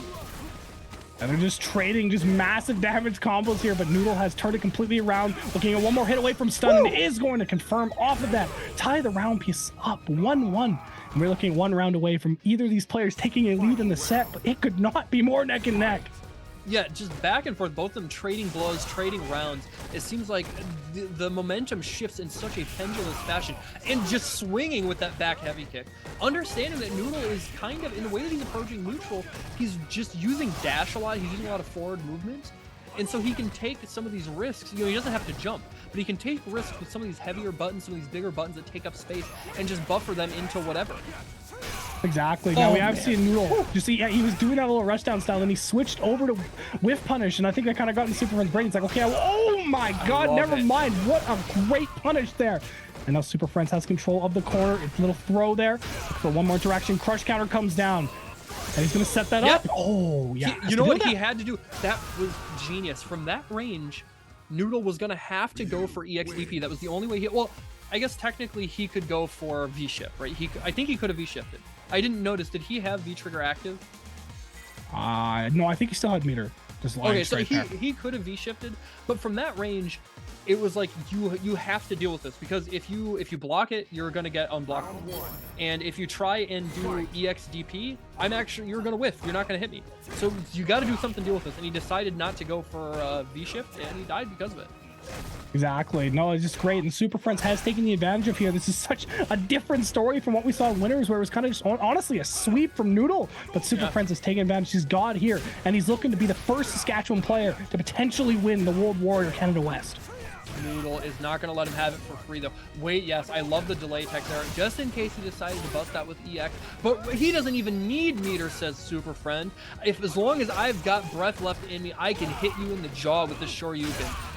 And the crush counter sweeps are just landing time and time again. That was a safe setup, and the guaranteed better frame. Oh no! He's not going to be quite dead off of that, but it's just going to be so much thing. Noodle has challenged, and the back throw. My man smells blood. He is a hungry shark in the water, and he knows Noodle is trying to get out of that tank. Yeah, Noodle, I mean, Super Friends looking at one round away from taking this all. Noodle needs to come back. It's quite the mountain to climb. Man, that has been such an interesting interaction. Super Friend has been utilizing Ryu's stand medium kick so well to just control space, to just poke in this really annoying fashion. And so Noodle's been trying to buffer stand light kick, following up with EX flash knuckle.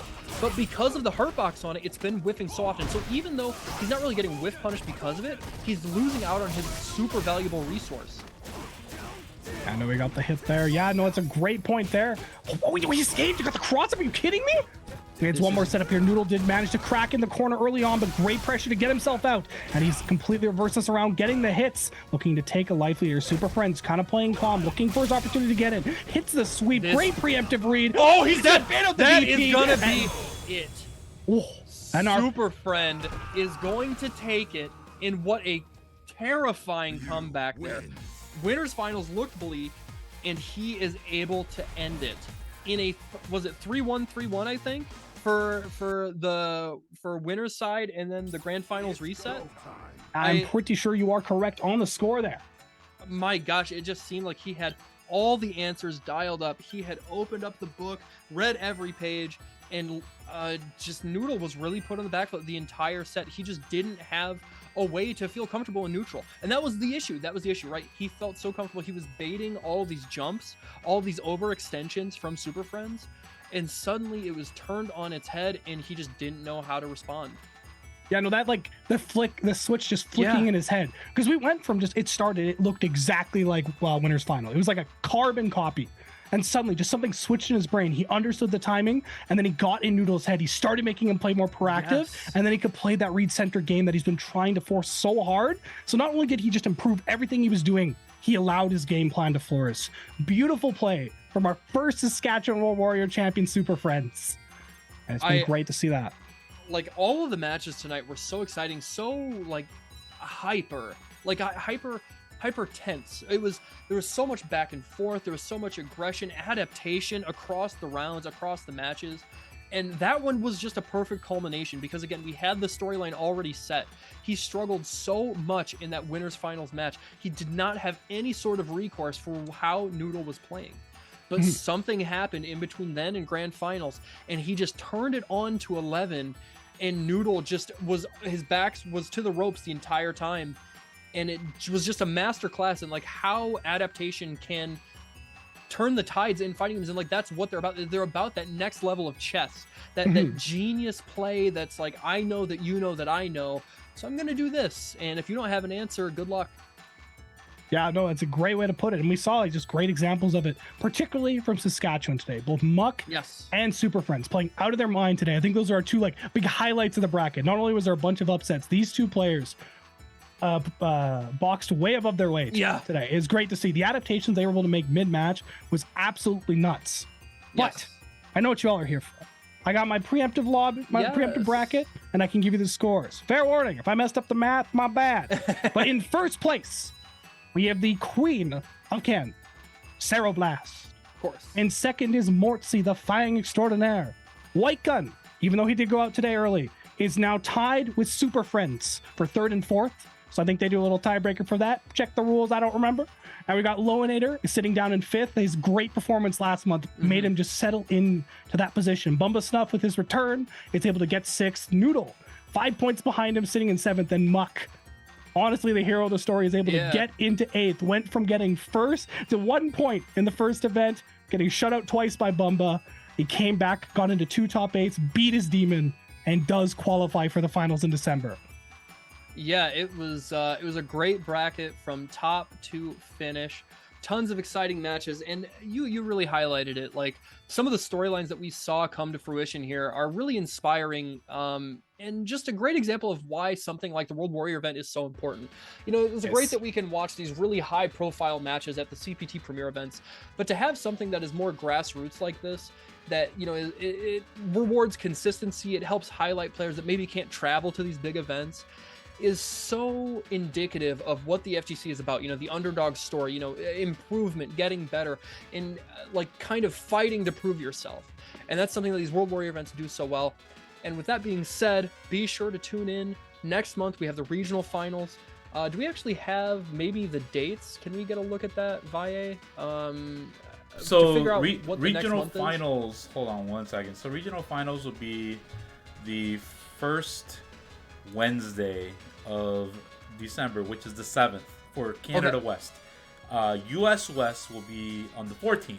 So typically, you know, we're doing the last 2 weekends, but this time, you know, because of the holidays and stuff, we want to make sure everybody gets these results in and, you know, plan for Capcom Cup, which Capcom Cup was announced today. The actual LCQ. Yes. If you guys, I'll let you guys shine in some information on that, if you remember. So Capcom Cup was announced today, the dates. It starts on the 12th. It's actually a week-long affair. This was something that was supposed to happen a few years ago. Obviously, COVID thwarted that. But it is a week-long affair highlighting Street Fighter and the beauty of the community and bringing us the best competition that we've been missing for the past few years. So it starts on the 12th of February and ends all the way on the 19th. Now, the first 2 days are the last chance qualifier. So the last chance qualifier starts on, I believe it's on a Sunday, and then we'll go to the, like, basically breaking down the 256 player cap, and then the rest of that bracket will follow up on Monday. And that finishes out whoever wins the last chance qualifier, and then they qualify for Capcom Cup. And then I believe, I want to say like Tuesday is when group stages start, I think. But nevertheless, it goes on all week. So if you guys haven't yet, you know, be sure to try and figure out travel arrangements for that, because you won't want to miss it. That being said, we do need to, again, one more time, give a shout out to Super Friends, putting on an amazing performance today, really proving himself, showing that he's capable of hanging with the very best that Canada West has to offer and getting the download in really impressive fashion. And of course, all of our other competitors played very, very well, but he will take home the lion's share of the points. That being said, we will get ready to wrap this up. I, again, am Mr. Mistopheles. You can find me at Mr. Mistopheles on Twitter, as well as on Twitch. I'm very active on both. Where can the folks find you, John? Hi everybody, I'm John the Batman Hat. I'm a Alberta-based caster, as I kind of covered at the top of the show. If you want to follow me, you can see my link down below at BatmanHat_casts. I do also have a Twitter, which is BatmanHat_cast. I don't really stream that much, but when I do, feel free to subscribe there, and I will also advertise it on my Twitter as well. Perfect. Well, thank you guys so much for joining us. That was a wonderful show. We couldn't have been happier to have you here. Thank you to everybody who supported the match, Reno. It was greatly appreciated. Make sure the players got a little bit of something here for, again, what is just a bombshell of a show to put on. So exciting. That's going to be it for us. So I hope you guys have a great rest of your night, and thanks so much for hanging out. Have a good night, everyone.